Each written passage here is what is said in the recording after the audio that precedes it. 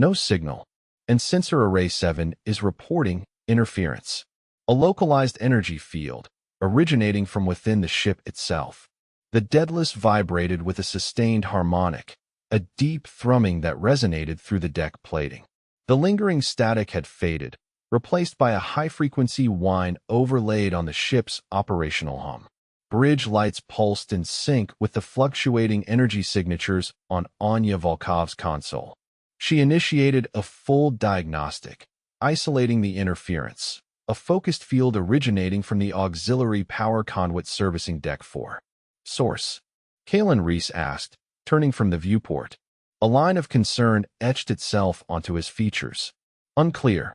It's bypassing standard shielding, anticipating our defenses, Anya replied, her fingers flying across the control panel. It's actively jamming Hermes' long-range transmissions, a complete communications blackout. Director Morian's face materialized on the central display, his expression grim. Suppression? Explain. System failure or deliberate interference. An internally generated energy field, Director. Its signature correlates with the anomalous signal from HD 44179, Anya stated, carefully choosing her words. The connection was undeniable, chillingly precise. Coincidence? Morian's tone was sharp. Hermes was transmitting telemetry. Now silence, and this anomaly. Reese, divert power from non-essential systems. Isolate that conduit.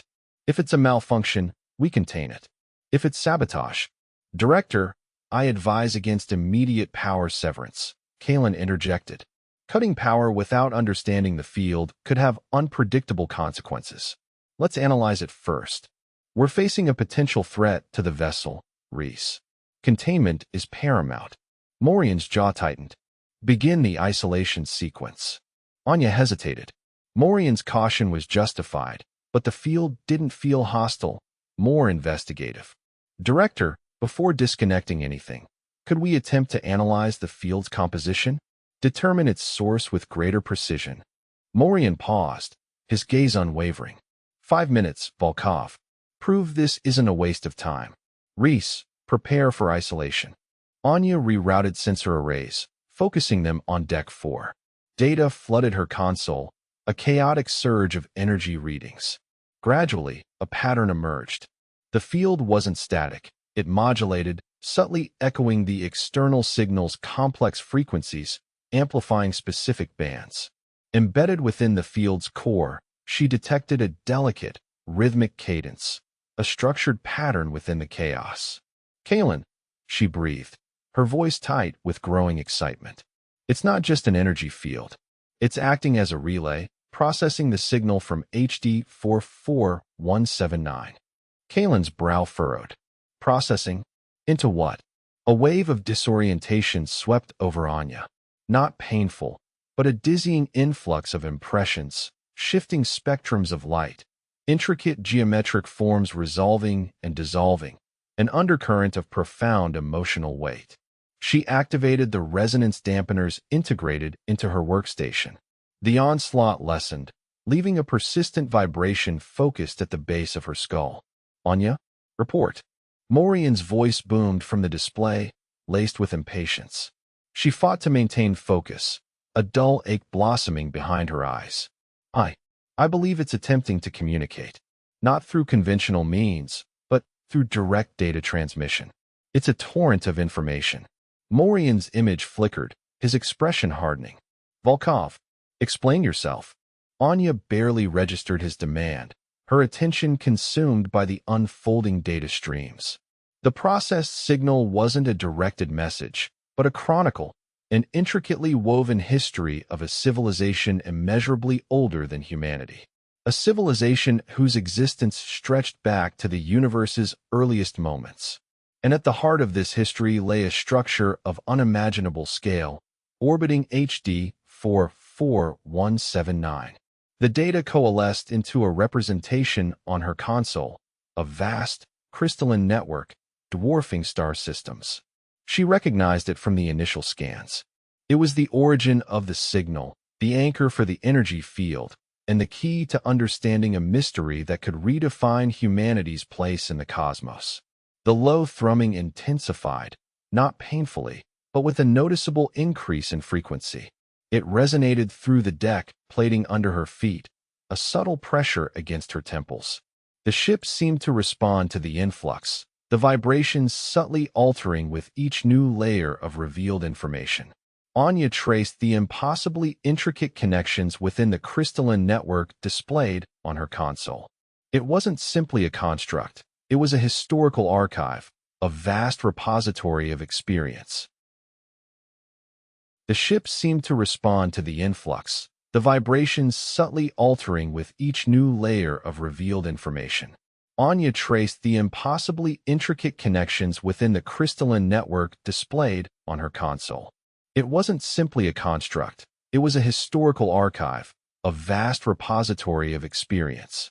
The low thrumming, now a palpable pressure against her skull, intensified as she delved deeper. The crystalline lattice on-screen pulsed with light, each filament a pathway for data streams she was only beginning to decipher. Before she could fully map the network's architecture, the main viewscreen flickered, resolving into the stern profile of Director Morian. His face, usually composed, was etched with impatience. "Volkov," he said, his voice clipped and precise. "Report. What have you found?" Anya forced her focus to the immediate task, accessing the primary data stream. "Director, preliminary analysis confirms the structure is artificial, though not constructed in the conventional sense. It appears grown. The crystalline lattice exhibits organic properties at a subatomic level. Its age is extraordinary. Initial readings place it in the billions of years, potentially predating the oldest stellar formations." Morian's expression remained unreadable. "Billions of years? Run the diagnostics again. Multiple redundancies." "We have, sir. The data is consistent." Anya highlighted a complex cascade of energy signatures on her console. "The structure isn't passively radiating energy. It's actively processing information, a vast, intricate data stream. We've begun decryption." Kalen Reese, leaning over her shoulder, spoke, his voice a low rumble. "It's more than just energy, Anya. There's a pattern, a rhythm, almost like language." Language. Morian's skepticism was palpable. A crystalline formation communicating? Reese refrained from speculation. "It's not speculation, sir," Anya countered carefully. "The patterns correlate with the energy fluctuations, suggesting a complex coding system unlike anything we've encountered. We've isolated a fragment, a historical record. It details the existence of a civilization." "A civilization? And this civilization built this thing?" "Not built, Director. Integrated. The data identifies them as the Ethel. They appear to be the structure. Their consciousness is interwoven with the crystalline matrix." Anya brought up a schematic, revealing a network of internal pathways within the lattice. "It's a symbiotic relationship. They didn't simply inhabit it, they became it." A red alert blinked on Chen's console. "Director, we're experiencing interference with long-range comms. Static across all channels. Troubleshooting, Chun. What about short-range?" Morian demanded. "Short-range is stable, sir, but the interference is increasing in intensity. It's as if something is actively blocking our signals." Anya's fingers danced across the console, filtering the incoming data. The interference corresponds with specific data packets in the Ethel's history, marking significant transitions. It's as if the structure is responding to our attempt at decryption. The subtle pressure behind Anya's eyes sharpened, a disorientation accompanied by fleeting images, vast, starless voids, and impossible geometries. The Daedalus low hum deepened, becoming a resonant chord that vibrated through the deck. Kalen glanced at her, his brow furrowed with concern. "You all right, Anya?" I'm fine," she said, forcing steadiness into her voice. "Just a little disoriented. The energy signature is impacting the ship's dampeners. They're struggling to compensate." "Compensate?" Morian's voice was dangerously controlled. "Volkov, I want a complete risk assessment. And I want it now. This discovery is quickly becoming a liability." "Dr. Volkov," Morian's voice cut through the escalating tension, "explain this." Anya Volkov met his gaze. The metallic tang of recycled air, intensified by the ship's energy draw, was prominent. The pressure in her chest hadn't lessened, a phantom echo of the initial contact. Director, the sensors are detecting a secondary energy signature, originating within the ethyl structure, coinciding with the interference. It's modulating the ship's resonance field, causing minor fluctuations in the full drive calibration.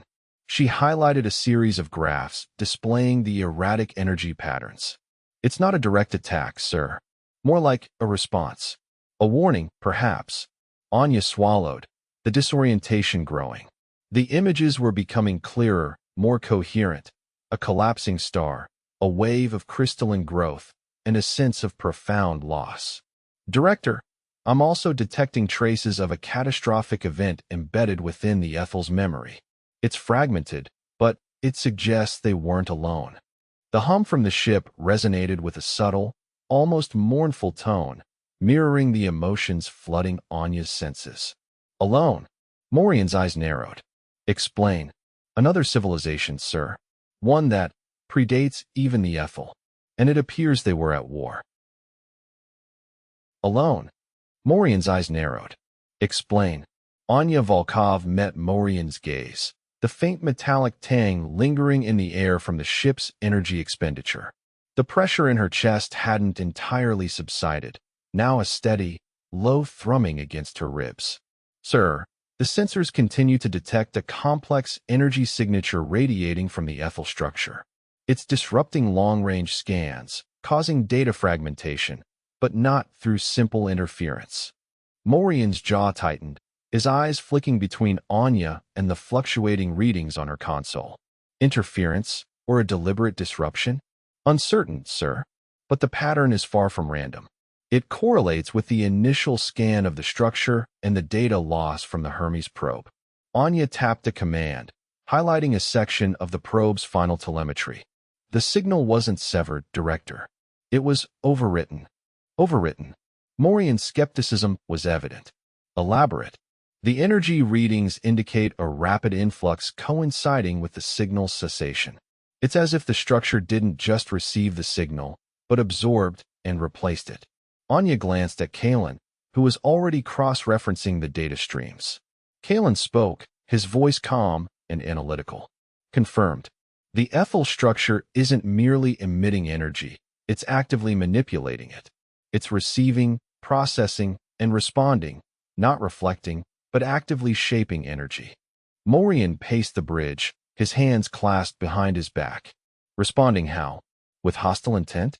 Show me any weapon signatures. Negative, sir. No offensive capabilities detected.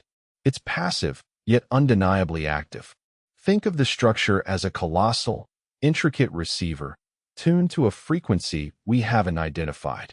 Anya gestured toward the main view screen, where the crystalline structure loomed, its facets gleaming. And it's not just receiving our signals, sir. It's reconstructing them. Then decipher the reconstruction. Morian demanded, his voice regaining its authoritative edge. Maximize sensor output, scan every frequency. I want a complete profile of this anomaly. Dr. Volkov, provide a theoretical framework. Explain the energy absorption, its purpose, and its potential ramifications. He paused, fixing Anya with a piercing gaze. I expect results, Doctor. And quickly, he turned sharply and strode towards his quarters, the door hissing, closed behind him. Anya exhaled slowly, the persistent thrumming in her chest easing slightly. She turned to Kalen, a flicker of concern in her eyes. He's seeking straightforward explanations. He won't tolerate ambiguity. Kalen shook his head. Unlikely, but we owe it to ourselves and to the mission to follow the data where it leads. He returned to the sensor console, his fingers flying across the controls. I'm isolating the harmonic resonance you detected. It's faint, but consistent, and extraordinarily complex. It doesn't correspond to any known energy signature. Anya accessed the xenobiological database, initiating a comprehensive spectral analysis. Let's hope it matches something, even a remote analog. A baseline for comparison. The minutes stretched, The bridge bathed in the soft glow of holographic displays. The Daedalus hummed, a persistent vibration that resonated through the deck plating. Then, a chime sounded from Kalen's station. "I've got something," Kalen said, his voice hushed. "The resonance, it's resolving. The pattern is becoming more defined." Anya rushed to his side, peering at the display. The harmonic resonance had coalesced into a complex waveform, pulsing with an internal rhythm. "What is it?" "It's amplifying our scans, compensating for our sensor limitations. It's as if the ethel structure anticipated our inquiries." Kalen zoomed in on a section of the waveform. "Look at this. The structure is correcting imperfections in our sensors, generating data from what was previously noise." Anya's breath caught in her throat. "Impossible." "I'm not saying it's possible, Anya. I'm saying it's happening." He swiveled in his chair, his gaze locking with hers. "And the more we scan, the more intricate the pattern becomes. It's as if the structure is unlocking, revealing something hidden." He paused, his eyes widening slightly. "Anya, I'm detecting faint echoes within the resonance structures.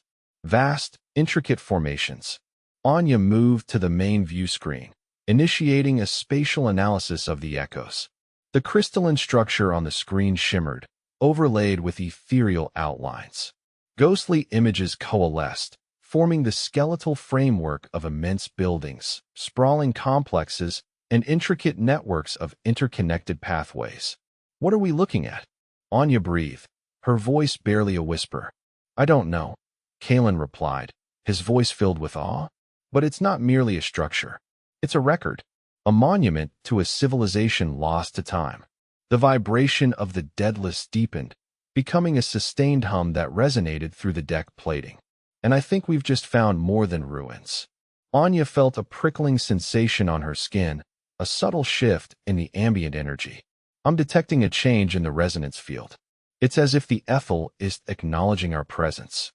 She glanced at Kalen, unease settling within her. "My instruments are fluctuating wildly. Readings are spiking across all spectra." "Mine too." Kalen's fingers danced across his console. "The energy signature is becoming coherent, almost structured." The bridge comms crackled.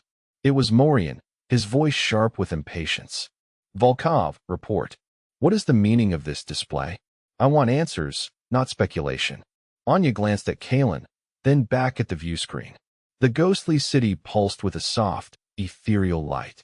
"Director," she said, her voice steady despite the tremor in her hands, "we've discovered evidence of a civilization far older and more advanced than our own, and it appears they were engaged in conflict." She paused, a chill running down her spine. "The ethel structure seems to be projecting fragments of that war. A warning, perhaps." War, a warning, perhaps. The ghostly city on the view screen pulsed, the ethereal light now tinged with a flickering crimson. Anya's gaze remained fixed on the anomaly, the tremor in her hands subtly increasing. The low thrum of the Daedalus's engines, usually a comforting presence, felt distorted, overlaid with a discordant undertone that resonated deep within her chest. It wasn't a sound she heard so much as felt, a pressure building behind her eyes.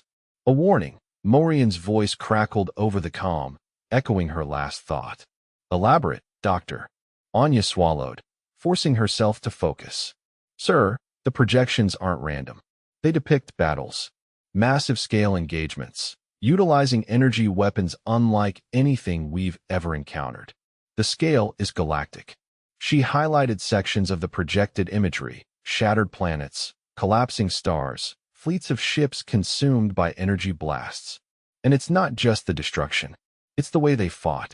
It was systematic, almost as if they were deliberately unraveling the fabric of space-time." "Space-time disruption?" Morian's tone sharpened. "Can that be weaponized?" "Potentially, sir. But the energy signatures are unstable. Using such weapons could have cascading effects, rippling outwards for millennia."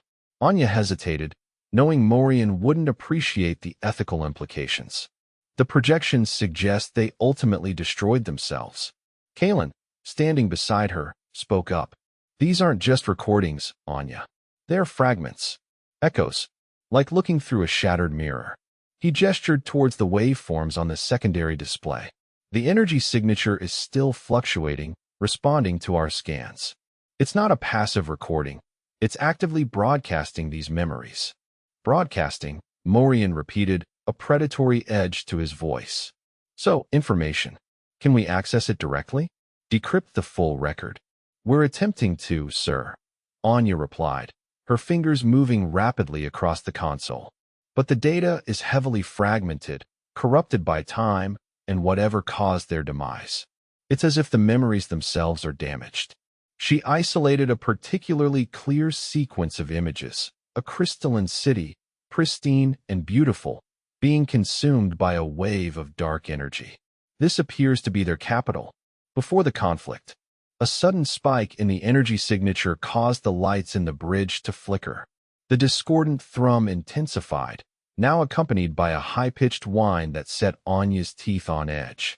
She instinctively reached for her temple, a sharp pain lancing through her skull. What's happening? Kalen asked, his hand hovering near his sidearm. The signal's amplifying. Anya gasped, her vision blurring. It's overwhelming. It's not just showing us the past, it's feeling it. A flood of emotions washed over her. Despair, terror, the cold, calculating rage of a dying civilization.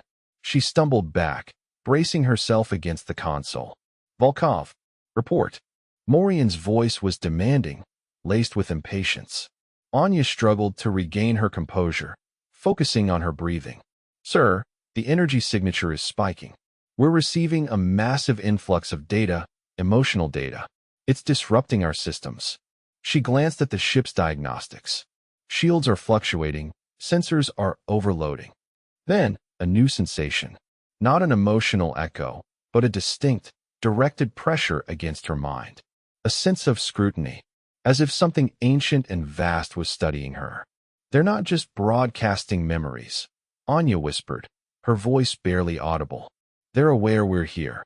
A cold dread settled over her. This wasn't just archaeology. This wasn't just a warning. This was a confrontation. And humanity was woefully unprepared. This wasn't just archaeology. This wasn't just a warning. This was a confrontation. And humanity was woefully unprepared. The low hum of the Daedalus resonated through the deck plates. A vibration Anya Volkov now felt less as sound and more as a physical pressure against her chest. The tingling prickle on her fingertips hadn't subsided, but sharpened, becoming a subtle ache. She hadn't released Kalen's arm, his grip firm and reassuring, though she could feel the quickening of his pulse mirroring her own rising heart rate. Before her, the holographic display still pulsed with the intricate network of lines, though the initial chaotic energy had settled into a complex, almost rhythmic flow. They hadn't stopped the scan. The Daedalus sensors continued to probe, tracing the contours of the anomaly. But the data felt different, less a collection of readings, and more like a response. Kalen, Anya said, her voice tight, the energy signature, it's modulating. Not randomly. It's mirroring our scans, but with a delay. Like an echo. Kalen's fingers flew across his console. You're right. It's subtle, but definite. It's anticipating our probes, almost correcting for them. He paused, his brow furrowed. It's as if whatever created this network understands how our sensors work. Anya's gaze fixed on the central point of the network, the locus of the impossible geometry. The pressure against her mind intensified, but this time, it wasn't scrutiny. It was curiosity, a sense of being carefully, cautiously examined. Not with hostile intent, but with a detached, analytical focus. It's not just responding to our scans, Kalen, Anya breathed. It's learning, adapting. The lines on the display began to shift, coalescing into a more defined pattern, resolving into structures that weren't merely geometric, but intentional. They resembled components, parts of a larger whole. What are we looking at? Kalen asked, his voice low. I think it's a map, Anya said, her mind racing to process the impossible data. Not a map of space, but of connection. A network of relationships, extending beyond anything we can comprehend. The structures pulsed with a soft, internal light, and Anya felt a flicker of something akin to understanding. It wasn't a linguistic translation, but a conceptual resonance, a direct transfer of information that bypassed language and logic. A wave of dizziness swept over her, and she stumbled, Kaelin catching her before she fell. Anya, what is it? It's overwhelming, she managed, pressing a hand to her temple. Information. So much information. Not memories, exactly, more like possibilities. Paths not taken. Futures unwritten. The sensation was akin to standing at the center of a vast library, filled with books written in a language she didn't know, yet somehow understood. The network structures began to align, rotating slowly until they formed a complex, three-dimensional array. Anya felt a distinct shift in the pressure against her mind, a lessening of the analytical scrutiny, and a growing sense of acknowledgement. They're aware of us, she whispered, her voice trembling. Not just that we're here, but that we're trying to understand. And they're responding, showing us something. The central point of the network flared with a brilliant, silver light, then rapidly subsided, leaving behind a new structure. A crystalline matrix, pulsating with a soft, internal glow.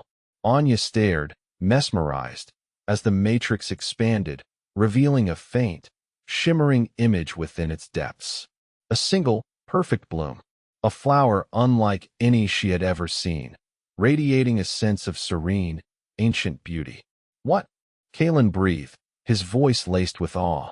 It's not a flower, Anya said, her voice barely audible. It's a symbol, a representation, and I think it's a key. It's a symbol, a representation, and I think it's a key. Anya's voice felt distant, lost in the lingering hum that still vibrated through the Daedalus. The faint, shimmering image of the bloom persisted on the main view screen, though its edges now seemed to fray, resolving into a complex network of interwoven lines. Kaelin's hand tightened on her arm, a silent question in his grip. A key to what? He asked, his voice low, barely audible above the ship's persistent thrum. Anya focused on the shifting geometries, her mind racing to connect the disparate data points. The structure, it's not just a passive receiver. It's actively manipulating the energy flow around it, creating a resonant signature that corresponds to these patterns. It's like a lock, and the bloom is the tumbler's aligning. She manipulated the sensor controls, isolating specific frequency bands. Look at this. The crystalline matrix isn't radiating energy outward. It's absorbing it, channeling it, into the structure behind it. Kaelin leaned closer, studying the data streams. You think there's something inside that decaying framework? I don't know what's inside, Anya admitted. But the energy signature is spiking again, and it's not a surge. It's a refinement. Like the structure is focusing, filtering, preparing to unlock something. The vibration against her skull intensified, a subtle pressure building behind her eyes. It felt less like a sensory input and more like a mental probe, a gentle, insistent questioning. Anya, Kaelin's voice pulled her back from the internal focus. You okay? You're pale. It's just the resonance, she stammered. It's amplifying. I'm picking up fragments. Not images, not words, but concepts. Memories, perhaps, of a time before. She trailed off, struggling to articulate the jumbled sensations. Before the galaxies formed. Before stars ignited. Reese's voice crackled over the comms. Commander Reese, Dr. Volkov, Director Morian requests your immediate presence on the bridge. Priority 1. He indicates the matter is significant. Kaelin swore under his breath. Of course. He squeezed Anya's hand. Let's go. Whatever Morian wants, it can wait. We need to understand what this thing is doing. The bridge was awash in the cool blue glow of holographic displays, the vastness of space projected onto the main viewport. Morian stood rigidly before the tactical display, studying a swirling nebula, his expression grim. He turned as they approached, his gaze sweeping over them with barely concealed impatience. So, he stated, his voice clipped. The KRYLL. Initial scans confirm a structure of immense scale and complexity. And you believe this bloom is a key?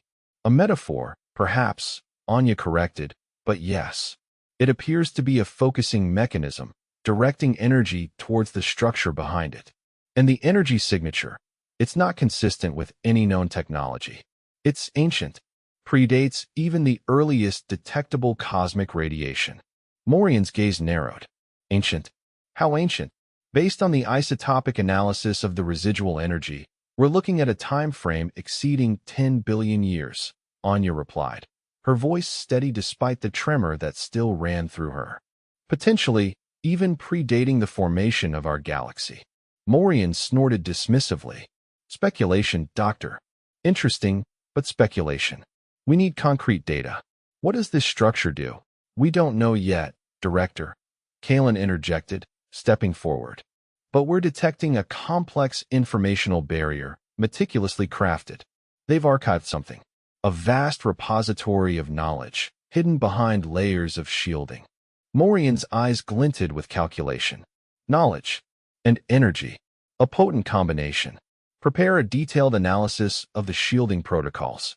I want to know how to bypass them. And I want it done quickly. Anya's breath caught in her throat. The weight of the KRWL's silent presence pressed down on her, a chilling sense of foreboding.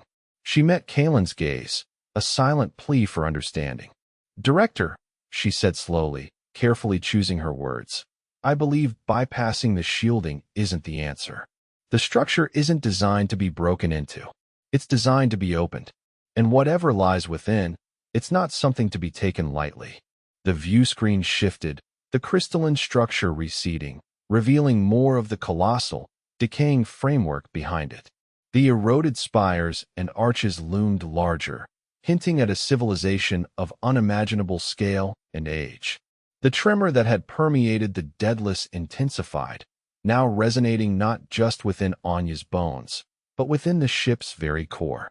A low, almost subsonic hum filled the bridge, a sound that seemed to bypass the ears and vibrate directly within the skull. Morian stared at the screen, his expression unreadable.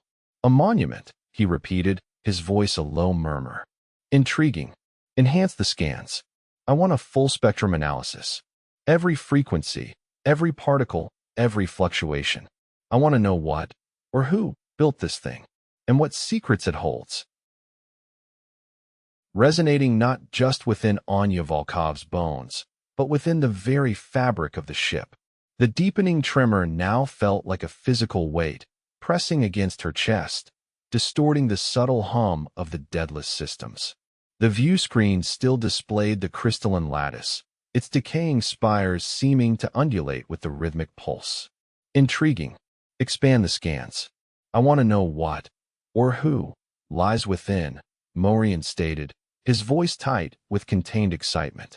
The view screen clarified, revealing the structure concealed behind the crystalline shield. It wasn't merely a geometric arrangement. A complex network of interwoven spires and arches rose and fell like frozen waves, now visibly shifting in sync with the ship's resonance. Anya's instrument strained, data streams cascading across her console. The Daedalus responded with a low, harmonic whine, a counterpoint to the rhythmic pulse emanating from the structure. Morian turned, his expression carefully controlled. A tune? Elaborate, Dr. Volkov. The structure isn't radiating energy, Director. It's absorbing it, then redistributing it as a modulated resonance. The shield isn't a barrier, but a containment field, maintaining a delicate equilibrium. Whatever's inside is undergoing decay, yet emitting a structured harmonic. The glyphs weren't communication attempts, but structural markers, identifying points of stress and reinforcement within the tomb itself. Anya manipulated her data slate, rotating a three-dimensional rendering. The decay isn't random, it's patterned, almost orchestrated.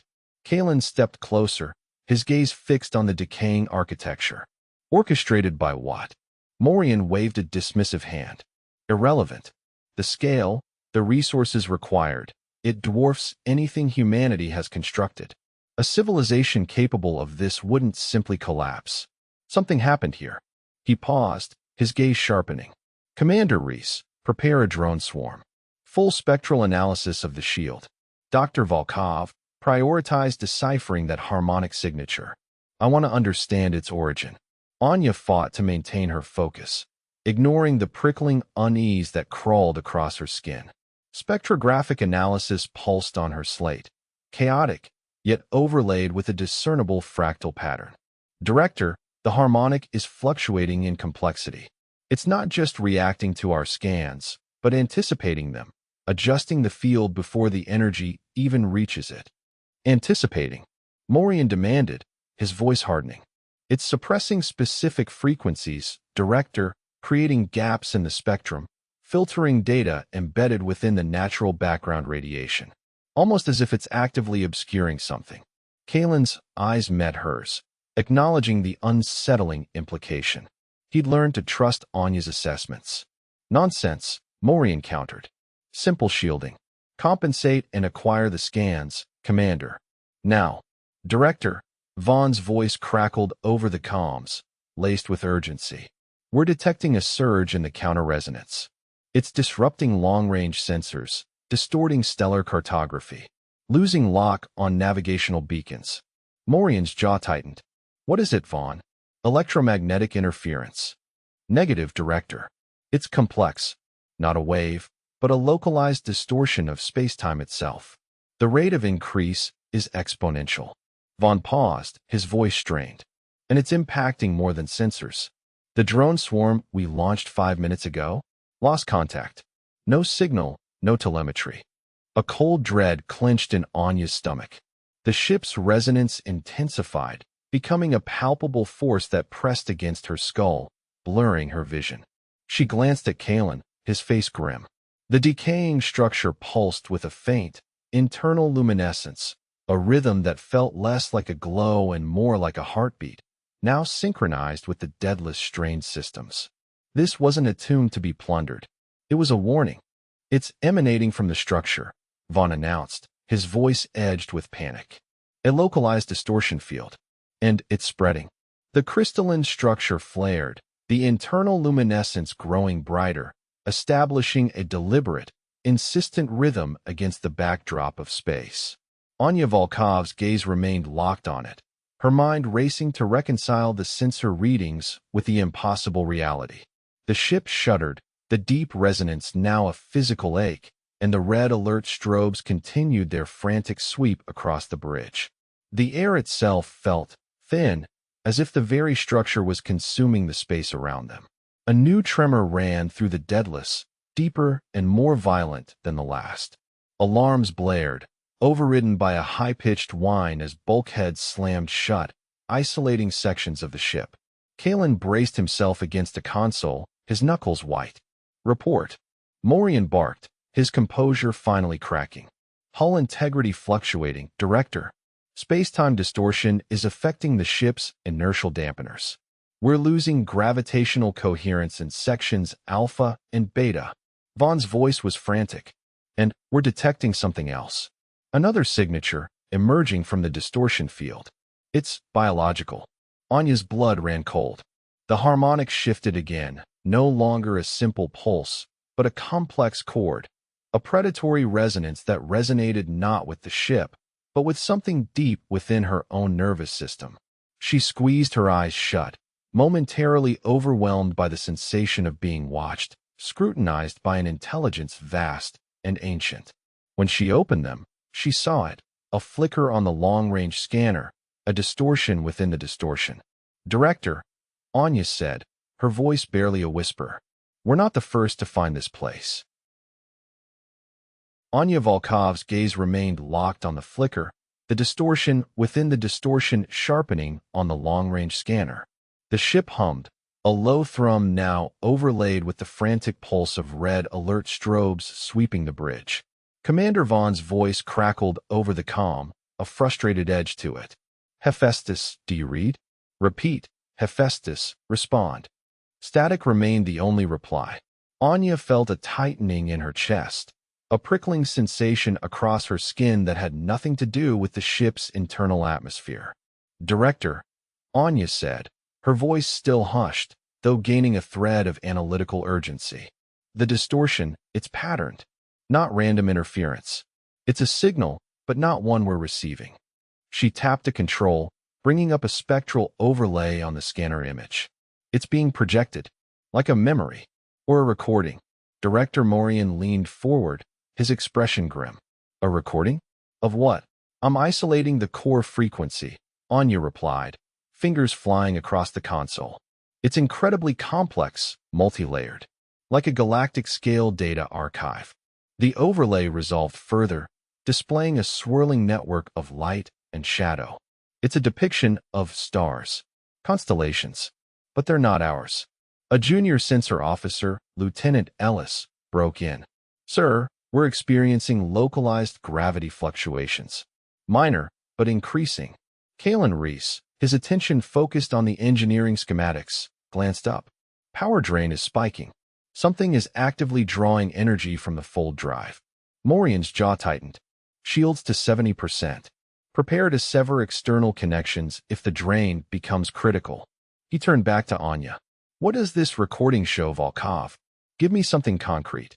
It's a map, Director, Anya stated, the realization dawning on her. A stellar cartography unlike anything I've ever seen. The scale, it encompasses multiple galaxies. And at the center, where we are now, there's a nexus. A point of convergence. Another alarm blared, a sharp, insistent tone that cut through the thrum of the ship. Unknown contacts detected, originating beyond the crystalline structure. A sensor operator announced. Multiple signatures. Closing rapidly. Kalen swore softly. Looks like we've got visitors. And they're not here to offer tea. The main view screen flickered to life, displaying the approaching vessels. Sleek, predatory warships, constructed from a dark, obsidian-like material, their hulls bristling with energy weapons that pulsed with an unsettling green light. Morian's eyes narrowed. The Vorith. They've been ghosts for decades. What are they doing out here? Anya stared at the incoming fleet, a cold dread settling in her stomach. The crystalline structure, silent and imposing, seemed to radiate a subtle pressure, a psychic weight that pressed down on her consciousness. It wasn't a threat emitting danger, it was attracting it. Director, she said, her voice barely above a whisper. This isn't about us. It's about what they found here. Director, Anya said, her voice barely above a whisper. This isn't about us. It's about what they found here.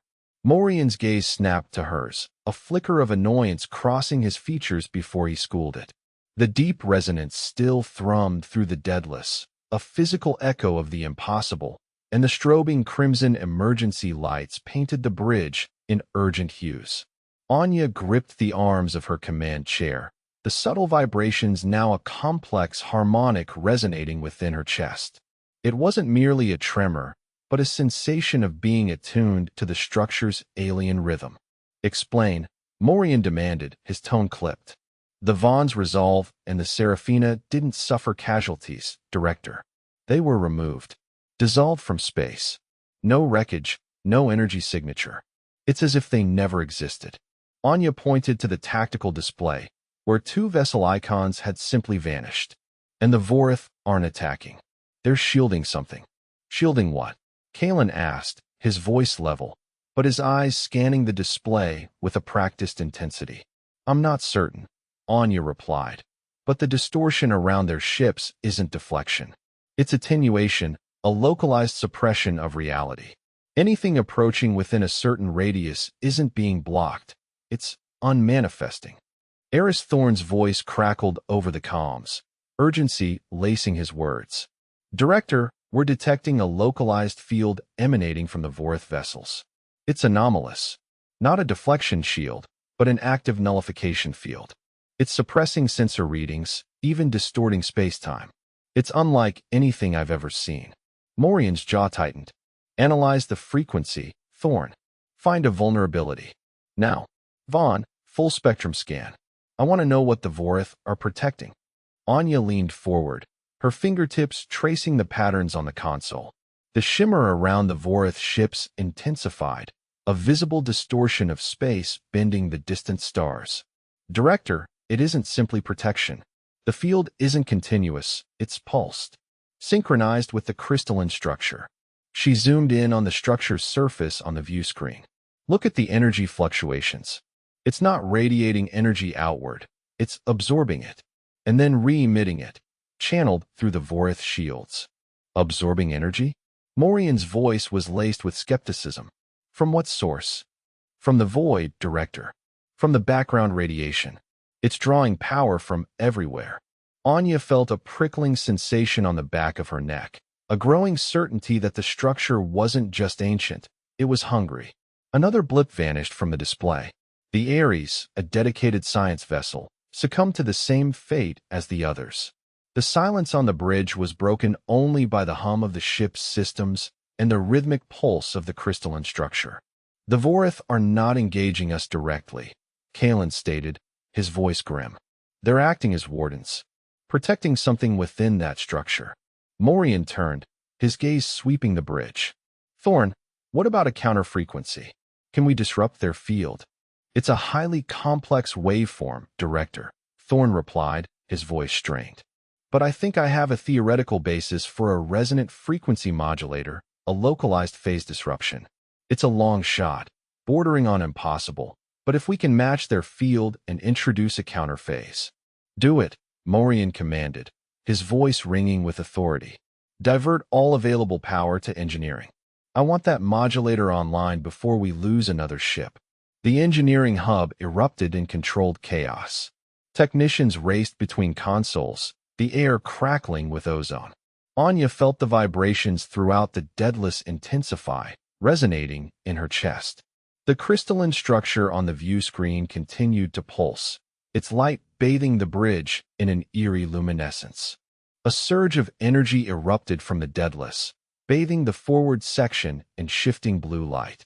The shimmer around the Vorith ships flared violently, then fragmented, revealing momentary glimpses of the true void beyond. On the tactical display, one of the advancing vessels flickered, its form momentarily dissolving as the two phase fields collided. It's working, Kalen breathed, a spark of hope igniting in his eyes. Energy lances from the remaining human vessels pierced the disrupted field, slamming into solid hull, tearing through armor. A Vorith ship lurched, then fractured, spewing debris into the blackness. Another followed, and another. Morian allowed a curt nod. Maintain frequency lock. Increase output. Push it, Thorn. Anya watched, knuckles wide against the console, the plasteel cold beneath her touch. The tide was turning, but a discordant resonance lingered, a subtle instability in the counterphase. It wasn't a solution, but a temporary disruption. The pulsing light from the crystalline structure seemed to respond, not with aggression, but with a weary acknowledgement. She felt a growing unease. Forcing this conflict felt profoundly wrong. The energy felt strained, unnatural, like an imposed order on a system far beyond human comprehension. The strained energy pulsed, a discordant rhythm against Anya Volkov's awareness. The subtle instability in the counterphase hadn't diminished, but sharpened, focusing on the crystalline structure's luminescence. She kept her gaze fixed on the Sylvani ambassador, Lyra, whose woven light globe throbbed in response to the unsettling cadence. The scent of damp earth, initially faint, now hung heavy in the air, a sweet, cloying aroma that prickled at Anya's nostrils. It wasn't unpleasant, but felt dissonant, a harmonic slightly off-key. We have observed your conflict. Lyra's voice resonated, not within Anya's skull, but as a vibration felt through her bones, a delicate chime that resonated in her teeth. Kalen Reese, beside her, subtly adjusted his stance, the almost imperceptible shift betraying his own discomfort. We appreciate your assessment, Anya replied, carefully calibrating her tone. She suspected concern was an understatement. Concern is a limited construct, Lyra responded, petal forms accelerating into a swirling vortex. We perceive patterns. Cycles. Your species is young, consumed by expansion. A predictable rhythm. Director Morian, ramrod straight behind them, cleared his throat, the amplified sound echoing in the chamber. With all due respect, Ambassador, humanity's intentions are peaceful. We seek only to explore and establish mutually beneficial relationships. Anya knew it was a carefully constructed gloss. Lyra's form stilled momentarily, the swirling slowing to a graceful undulation. Remember the seed, before it became the forest. Remember the potential for both nourishment and suffocation. Expansion isn't inherently benevolent. It demands sacrifice. What will you allow to wither in your ascent? A slow comprehension dawned within Anya. This wasn't a negotiation or even an offer of alliance. It was a challenge, veiled in a philosophical question. We strive to minimize harm, Anya offered, the words feeling inadequate even to her own ears. We attempt to integrate, to preserve. Integration often becomes assimilation, Lyra countered, her voice a gentle chime that felt like a rebuke. Preservation, a gilded cage. You seek to understand us, to categorize, to quantify, but understanding demands reciprocity. A tendril of light detached from Lyra's form, brushing against Kalen's forearm. He flinched, then froze, eyes widening slightly as if perceiving something beyond the visible spectrum. He experiences a fragment of our world, Lyra explained, the interconnectedness of all living things, the perpetual cycle of growth and decay. We are not individuals, Director Morian. We are a chorus, a tapestry woven from the life force of this planet. Morian scoffed, a harsh sound that broke the chamber's quietude. A collective consciousness. Interesting. Efficient, perhaps, but ultimately vulnerable. He hadn't asked how they knew about the Vorth attack. He simply assumed. Lyra didn't react, the swirling petals resuming their hypnotic dance. Vulnerability isn't weakness. It is the capacity for empathy, for growth. Aggression is merely a desperate attempt to impose order on chaos. You wield a weapon that reveals other layers of existence, yet fixate on its destructive potential. Anya glanced at Kalen. His face was pale, but his eyes held a new, quiet peace. He met her gaze, a nearly imperceptible nod passing between them. The Sylvani weren't simply sharing information, they were altering perceptions.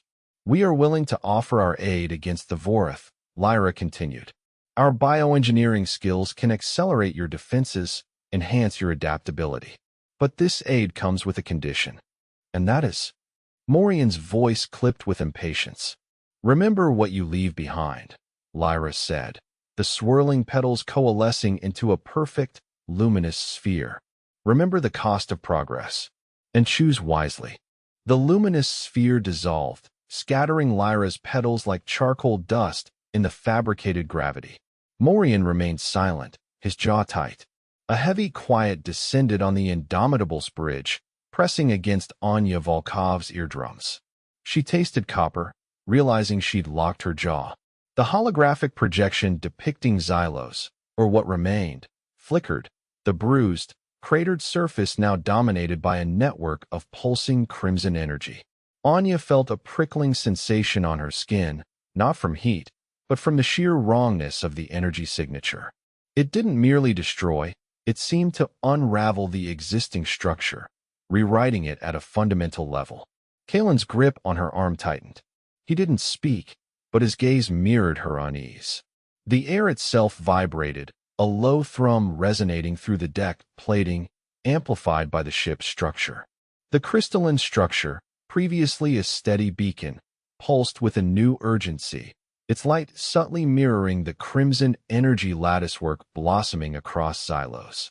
Anya noticed a pattern within the red web, a mimicry of the Sylvani's petal formations, but jagged, fractured. The tremor intensified, a subtle rocking that sent a shiver up her spine. Morian, finally breaking his silence, spoke into his calm report. What are we detecting? A static-laced voice crackled back.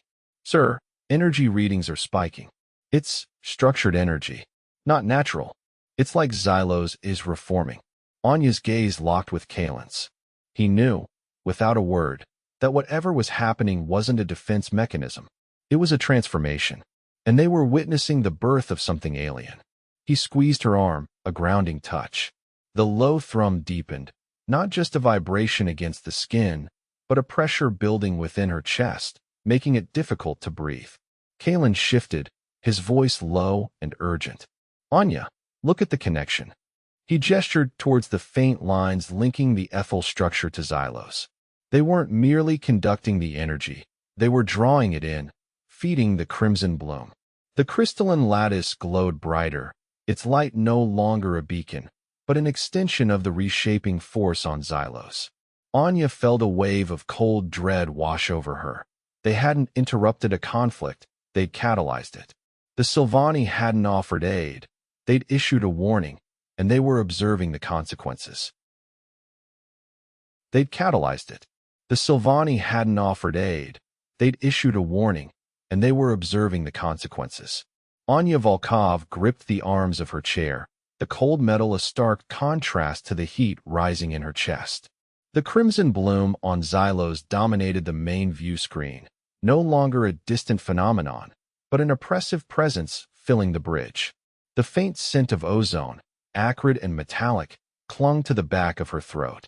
The low thrum that had permeated the indomitable escalated, less a vibration now and more a deep, resonant pressure against her skull. Kalen Reese remained at her side, his hand a steady weight on her arm. She glanced up at him, seeking reassurance, but found only grim determination etched on his weathered face. He mirrored her gaze towards the swirling crimson net, the patterns within it becoming increasingly complex, less like chaotic energy and more like architecture. It's not just reshaping the atmosphere, Kalen murmured, his voice tight with concentration. Look at the energy flow. It's structuring the planet's magnetic field, imposing a grid. Anya followed his gaze, her analytical mind struggling to keep pace. The magnetic lines, normally diffuse and chaotic, were coalescing, bending to the will of the crimson net. They formed intricate geometric shapes, a network of glowing energy that covered the entire planet. The lattice wasn't simply drawing power from xylos, it was actively imposing order. Director Morian finally broke the silence, his voice clipped and devoid of emotion. Report. What are we observing? A complete planetary restructuring, Director, a communications officer reported, fingers flying across her console. Atmospheric purification continues, but now coupled with a radical alteration of the magnetic field. The energy net is acting as a conductor, drawing power from the planet's core and redistributing it along the grid lines. And the source of this energy? Morian pressed. Still undetermined, sir. It appears to be a natural resonance within xylos itself, amplified and focused by the crystalline structure. The readings are unusual. It's as if the planet is responding to the net. Anya's breath hitched. Responding. The Sylvani's warning echoed in her mind. They hadn't simply shown her the cost of progress. They'd shown her the consequences of interruption. The Sylvani weren't observing the results of humanity's arrival, but the completion of something long in motion. She focused on the swirling crimson patterns, attempting to discern a logic within the chaos. The magnetic grid was expanding, reaching towards the dead stars xylos orbited, as if attempting to connect to something beyond. Anya strained against the pressure in her head, forcing her mind to delve deeper, to interpret the subtle shifts in the energy signature. The grid, it's not random, she breathed, her voice strained. It's a map, a stellar chart, but distorted, ancient. Kalen's hand tightened on her arm. Distorted how? The constellations are wrong, massively so, and the distances, they're not relative to our galaxy. Anya focused on one particular cluster of energy lines, tracing its path across the crimson web. This isn't a map of our region of space. It's a map of something older, something that predates the current galactic structure. Morian's eyes narrowed. Impossible. Stellar cartography is a precise science. Science built on observations within our galaxy, Director. Anya countered, her voice gaining strength. This chart is based on a different set of parameters, a different perspective. The crimson net pulsed, and Anya felt a surge of disorientation, a fleeting glimpse of vast, alien landscapes unfolding before her inner eye. Colossal structures of impossible geometry, bathed in the violet light she'd glimpsed moments before, stretched across a sky filled with unfamiliar constellations. A civilization, powerful and ancient, yet utterly vanished. They're not transmitting a signal to us, Anya said, the realization hitting her with the force of a physical blow. They're broadcasting a record of themselves. A memorial. Xylos is a tomb. And we've just woken it up. A tomb. And we've just woken it up. The crimson web of Xylos continued to pulse on the view screen, its slow rhythm now seeming less a beacon and more a heartbeat, ancient, weary, and undeniably present. A low thrum resonated through the Indomitable's hull, a vibration Anya Volkov felt deep in her chest, a counterpoint to the swirling data still flooding her mind. Morian's gaze locked onto Anya, a flicker of assessment in his eyes. Woken it up? An evocative phrase, Doctor. Explain. Anya turned back to the spectral analysis, adjusting the filters to isolate the faintest energy signatures. The energy patterns aren't random, Director. They're responding to our presence, but not as a directed transmission. It's reactive, as if our scans are triggering a cascade of internal activity within the network. She highlighted a series of complex waveforms. These aren't signals sent to us, but echoes of processes already occurring. A reactivation of dormant systems. Kalen Reese, having moved from his console, pointed to a cascading series of readings.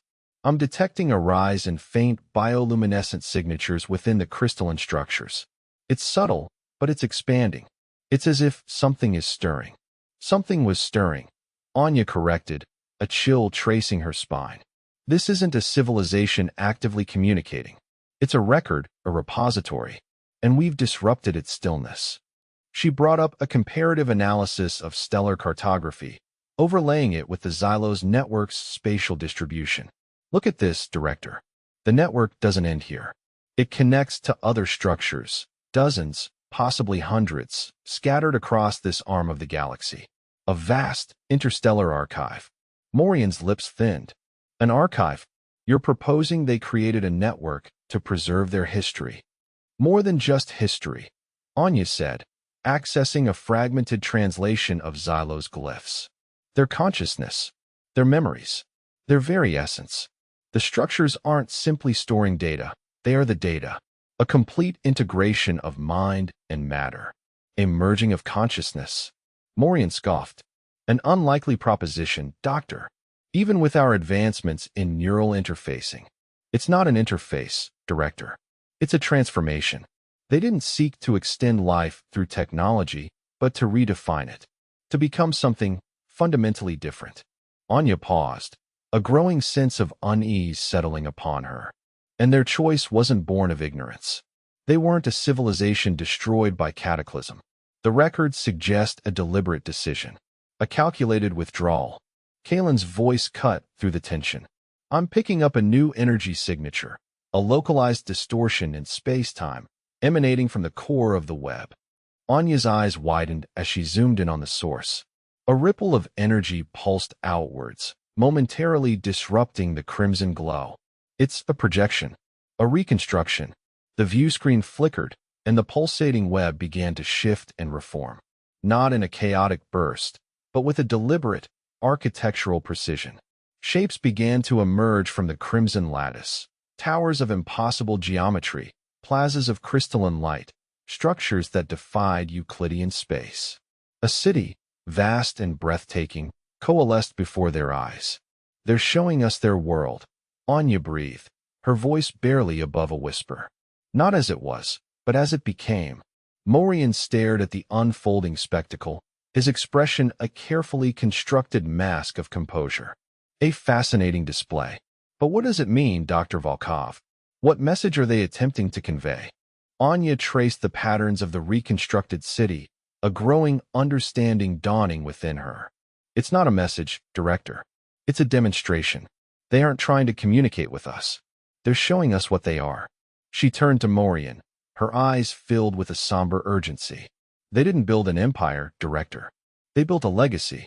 And that legacy isn't about conquest. It's about surrender. A surrender to something larger than themselves.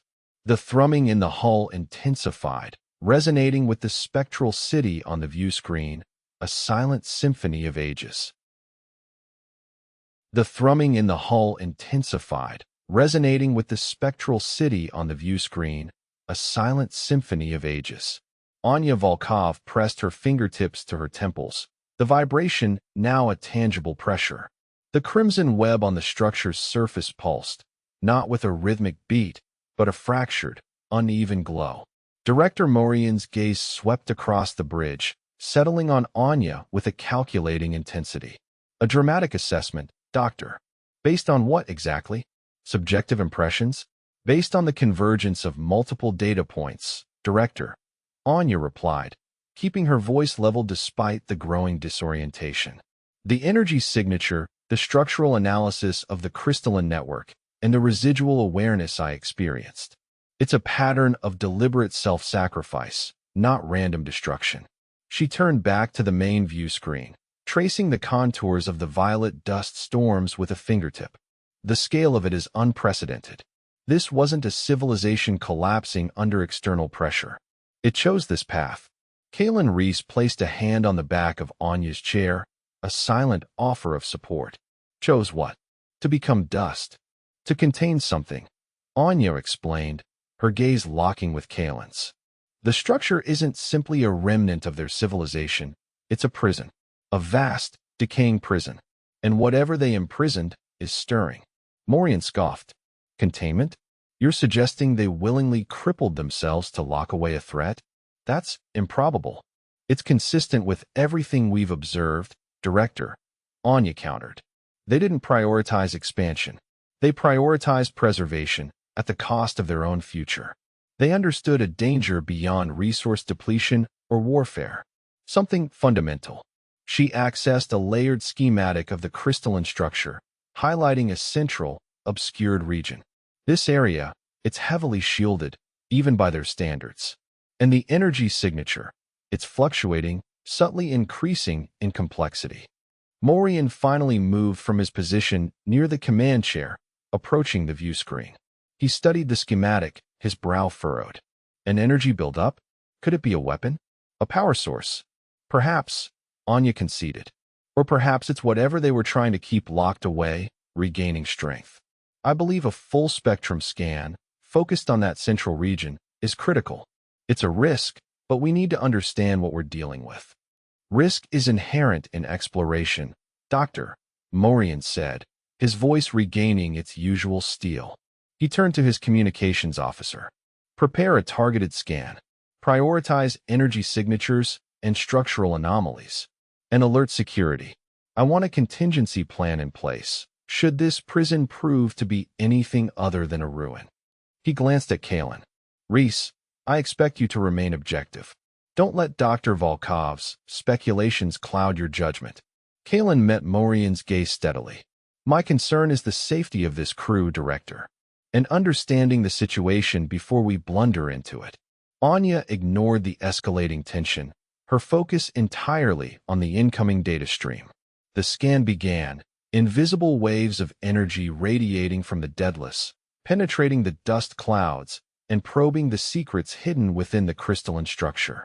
As the data flooded her console, the thrumming deepened, becoming a resonant ache in her bones. The air in the bridge seemed to thicken, charged with static. The crimson web on the structure's surface flared, then subsided, replaced by a web of emerald light tracing along the crystalline latticework. The sensation wasn't a signal, but a presence, a vast, ancient awareness blooming within the darkness, less an intrusion, and more an integration. Anya's vision blurred, not from pain, but from an overwhelming influx of fragmented impressions. The crimson web on the structure's surface had faded, replaced by a web of emerald light tracing along the crystalline latticework. The sensation wasn't a signal, but a presence, a vast, ancient awareness blooming within the darkness, less an intrusion, and more an integration. Anya Volkov's vision swam, not with pain, but with a deluge of fragmented impressions. The emerald light seemed to flow into her, not through her eyes, but directly into the core of her being. She gasped, a silent intake of breath lost in the low thrum that vibrated through the Daedalus hull. The bridge lights, normally a cool, efficient white, now pulsed with a sympathetic green, mirroring the energy radiating from the alien structure on the main view screen. Kalen's hand landed on her arm, a grounding weight against the tide of sensation. Anya? What is it? His voice was tight with concern. Anya squeezed her eyes shut, trying to filter the overwhelming input. It wasn't a cohesive narrative, but a mosaic of sensations, the feel of wind across a landscape she'd never seen, the weight of responsibility for a civilization long gone, the echo of laughter and loss. The emerald light solidified in her mind's eye, resolving into a complex, geometric pattern that seemed to rearrange itself constantly. Layers, she managed, her voice raspy. So many layers. It's a confluence.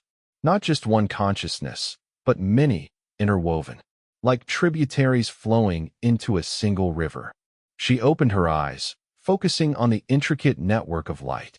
The structure isn't merely emitting energy, it is energy. A repository, a collective. Director Morian's voice crackled over the comms, sharper now. Dr. Volkov, clarify. What are you observing? And are these layers a threat? Anya ignored him, her attention locked on a particularly vibrant strand of emerald light. It pulsed with a distinct rhythm, a slow, deliberate beat that resonated with her own pulse. There's a dominant presence. Older, much older than anything we've encountered. But it's not alone. There's a secondary consciousness, entangled within it. Almost absorbed. Kalen's gaze followed hers. Is it hostile? No. Anya breathed, shaking her head. Not hostile, but diminished, like a fading ember clinging to a dying flame. She traced the patterns on the holographic display, attempting to decipher the complex data stream. The initial energy signature, it was a beacon, a desperate attempt to preserve something. Not a message to us, but a resonance within us. A plea. The emerald web on the view screen shifted again, resolving into a fleeting image, a city built from living crystal, bathed in the light of a binary sun. Then, it fractured, dissolving into a cascade of abstract shapes and colors.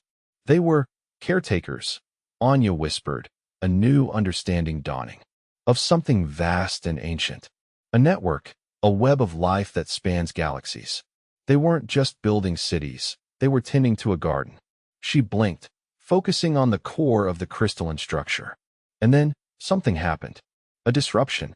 A cataclysm that shattered their civilization, but not their consciousness. Doctor, enough with the poetic pronouncements. Morian snapped.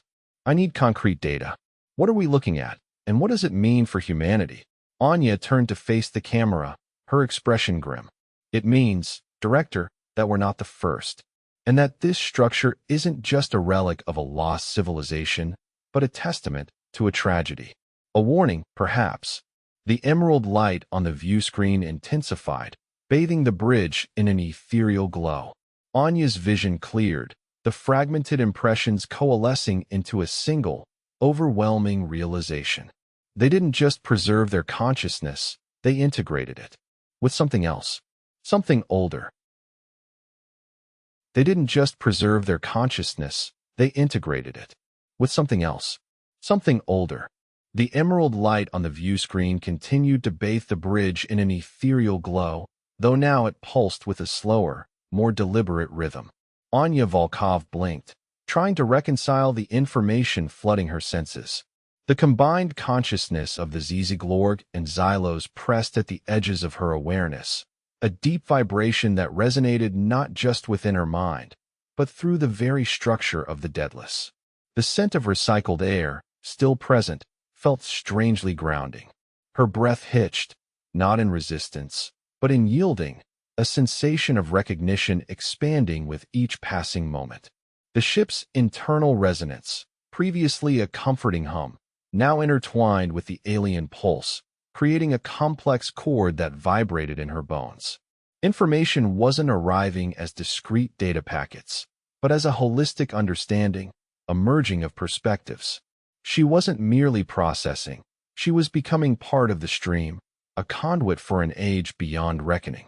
Millennia unfolded within her mind, not as a linear progression, but as the accumulated weight of cosmic events, star formation, galactic drift, the silent expansion of the universe.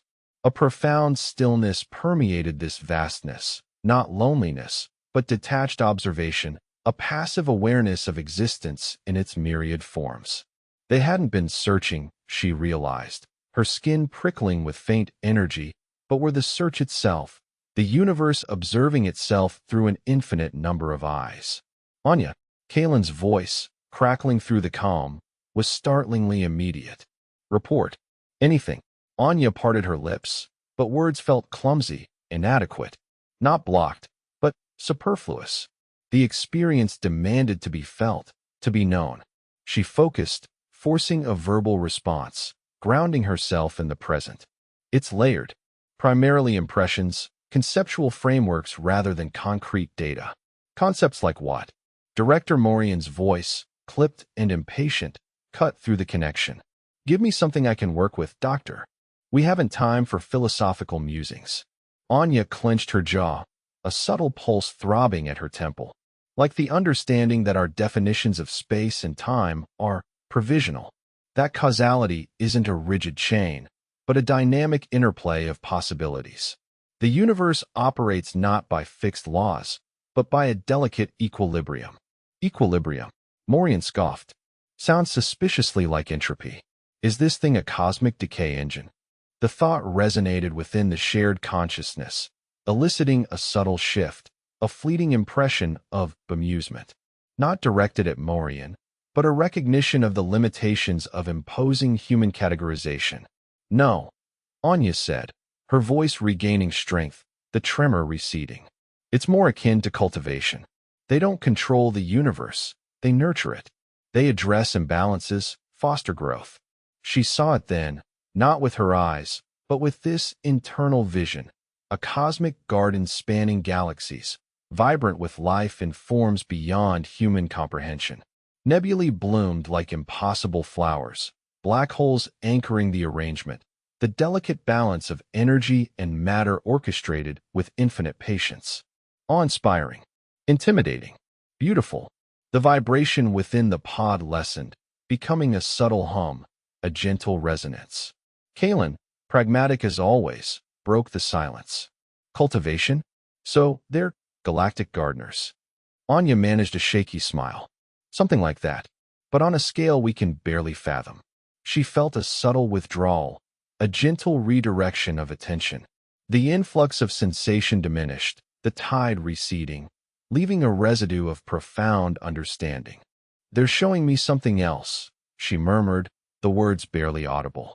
A network of filaments, gossamer thin, connecting stars, galaxies, entire clusters.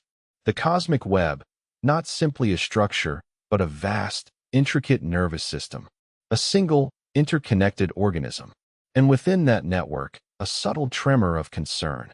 A quiet, pervasive disquiet, focused on a specific region of space.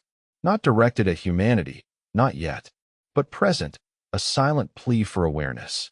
Anya Volkov understood, with absolute certainty, that their arrival hadn't gone unnoticed, and that this ancient intelligence was evaluating their impact. The Daedalus vibrated with a slightly lower frequency. A deep resonance now felt not just in the deck plates, but in the fillings of her teeth. It had subtly intensified as they approached the Xylos system, a sustained pulse prickling her skin. She hadn't consciously registered it before, but now, free from the muffling vacuum, the resonance felt intrusive, a phantom heartbeat mirroring the unsettling assessment unfolding. The Xylos city stretched across the view screen, a testament to artistry. Towers of polished obsidian, etched with flowing lines of bioluminescent algae, rose from sculpted canyons. Minimal energy signatures beyond ambient radiation. A deliberate stillness amplifying the underlying resonance. The city didn't appear ruined, but suspended, waiting. Galactic gardeners, Kalen breathed, his voice unusually subdued. And this is what they were tending? Anya nodded slowly, her gaze fixed on the alien cityscape, or what remains of their cultivation. The Xylos weren't destroyed, Kalen. They've been integrated into the garden, their essence woven into the ZZ Glorg's network. A shiver ran down her spine, not from cold, but from the implications. A willing integration, perhaps, or something less voluntary. Morian's voice, sharp and demanding, broke the contemplative silence. Doctor, cease the speculation. What's the tactical assessment? Are there defenses? Hostile entities? No discernible defenses, Director, Anya replied, her voice steady. And no sign of life, at least as we understand it. But the city, it feels saturated, overflowing with consciousness. The Xylos aren't gone. They are the city. They're a silent, pervasive thought. She turned from the view screen, meeting Kalen's concerned gaze. It's not a city of ruins. It's a single, unified consciousness. The subtle hum within the Daedalus altered again, shifting in frequency and intensity. Anya felt a gentle prodding at the edges of her awareness. It wasn't a voice, but an impression, a prompting. Observe more closely.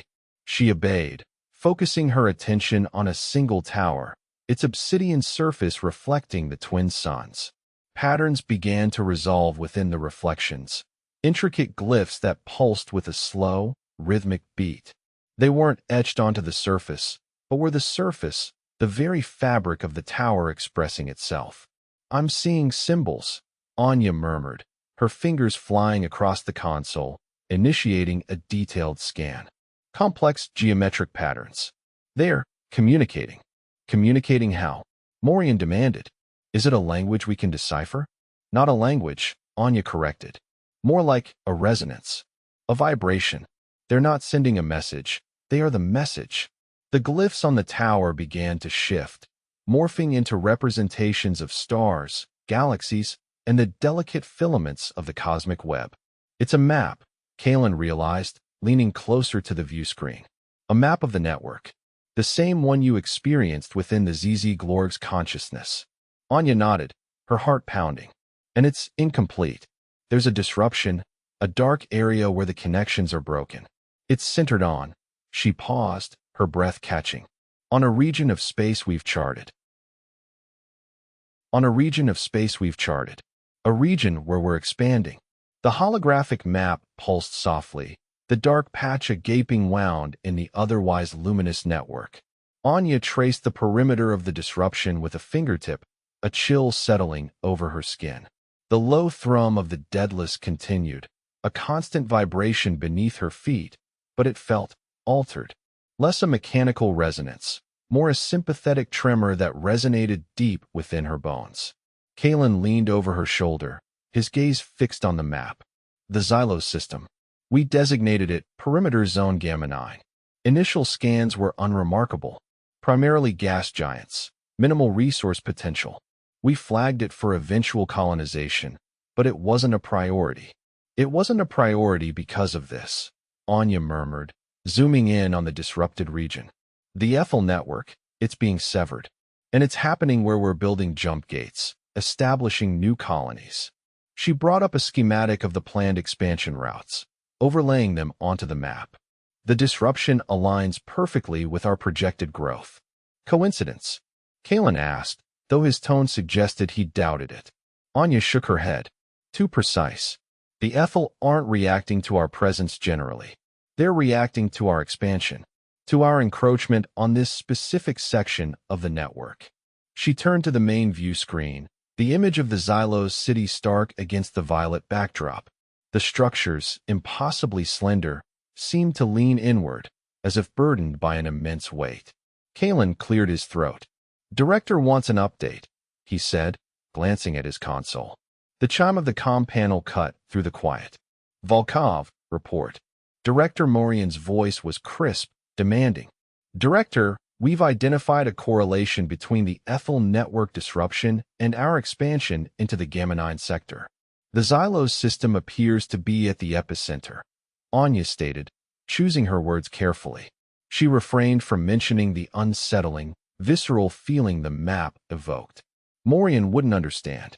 Correlation doesn't equal causation, Volkov. The system was likely already destabilized. Focus on the city. What's the shielding capable of? Can it be bypassed? The shielding isn't designed to block us, Director.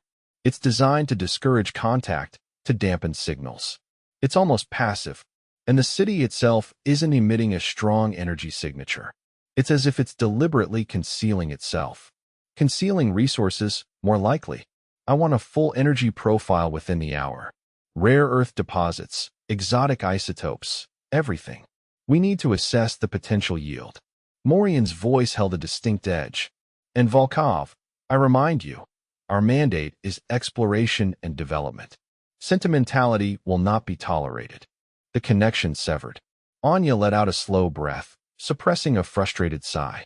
She turned back to the view screen, her gaze sweeping across the silent city. The violet light seemed to dim, the amethyst towers appearing less vibrant, their peaks subtly drooping. A flicker at the periphery of her vision caught her attention. Not on the view screen, but within it, a distortion of the ambient violet light. She focused, her eyes straining. It wasn't a visual effect, not precisely. It felt like a momentary unraveling of the light itself, as though layers of reality were briefly peeled back. "Did you see that?" she asked Kalen, her voice barely a whisper. He frowned, scanning the view screen. "See what?" The city's still static. Sensors are reporting no fluctuations. It was just a ripple, a shift in the luminescence. Anya brought up a spectral analysis, filtering the view screen for subtle energy emissions. Nothing. It's gone now. She pressed her hand against her temple, a dull ache beginning to throb behind her eyes. "I think they're attempting to reach out." Kalen's hand tightened on her bicep, a questioning grip. Then, a sensation. Not a sound, not an image, but a pressure building inside her skull, a cascade of emotions not her own. Loss, regret, and a profound weariness that seemed to span millennia. It wasn't simply sadness, but the echo of a civilization extinguished. She stumbled back, her breath catching in her throat. "Anya." Kalen's voice, sharp with concern. She gasped for air, trying to compartmentalize the overwhelming influx of feeling. Fragments of imagery flooded her mind. A vibrant world brimming with life. A thriving civilization reaching for the stars. Then a slow, encroaching darkness. A void consuming everything. "They're showing me," she choked out, her voice strained. "What happened here? What we're doing to the network?"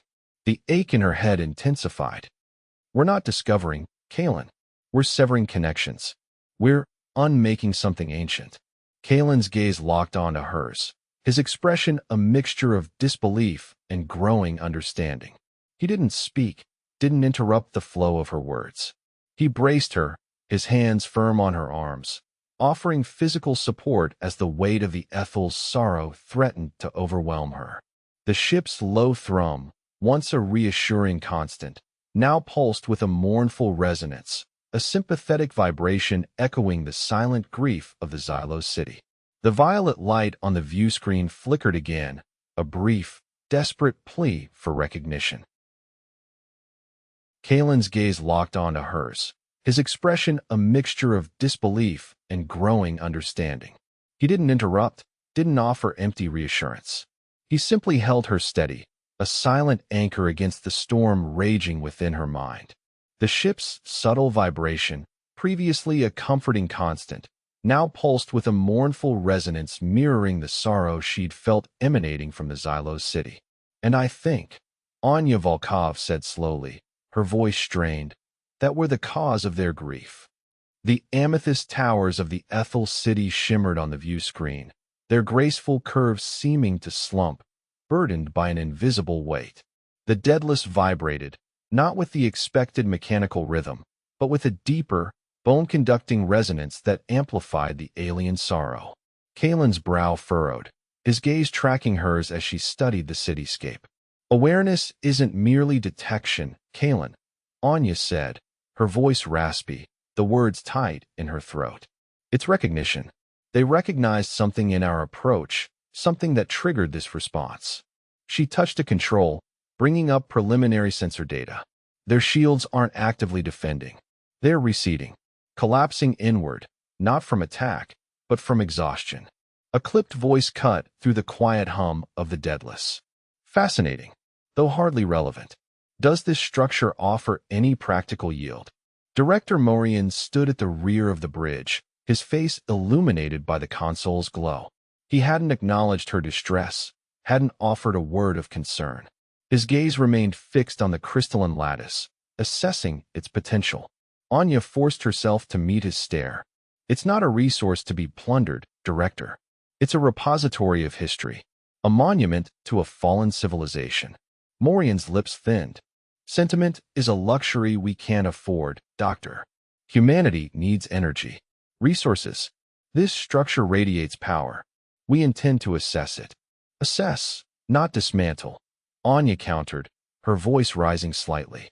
They're communicating, not in words, but in feeling. They experienced a cataclysm, a deliberate extinguishing of their world. They're showing me. She trailed off, struggling to articulate the sheer weight of the Ethel's memories. Showing you illusions, Doctor, Morian interrupted, waving a dismissive hand. The mind is a powerful thing, easily misled by energy fluctuations. Prepare a diagnostic scan. Chart structural weaknesses. Map access points and energy conduits. Deploy the nanite swarm. Let's see what secrets this monument conceals. Kalen's jaw tightened.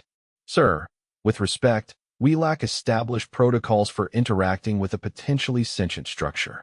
A nanite swarm could be construed as an act of aggression.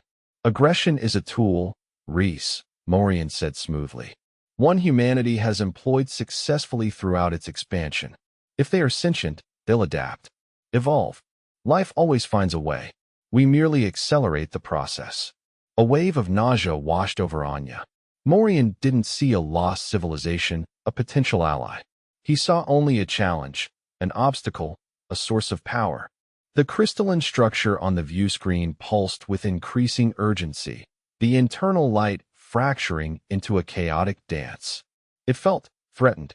Sir, I strongly advise against this, Anya said, her voice resonating with newfound conviction. I've established a nascent connection. They're not hostile, but profoundly weary, exhausted. They fear recurrence. Morian didn't glance her way. Doctor, your empathy is noted, but irrelevant. Prepare the scan. Immediately. Anya's fingers tightened on the console, her knuckles bone-white.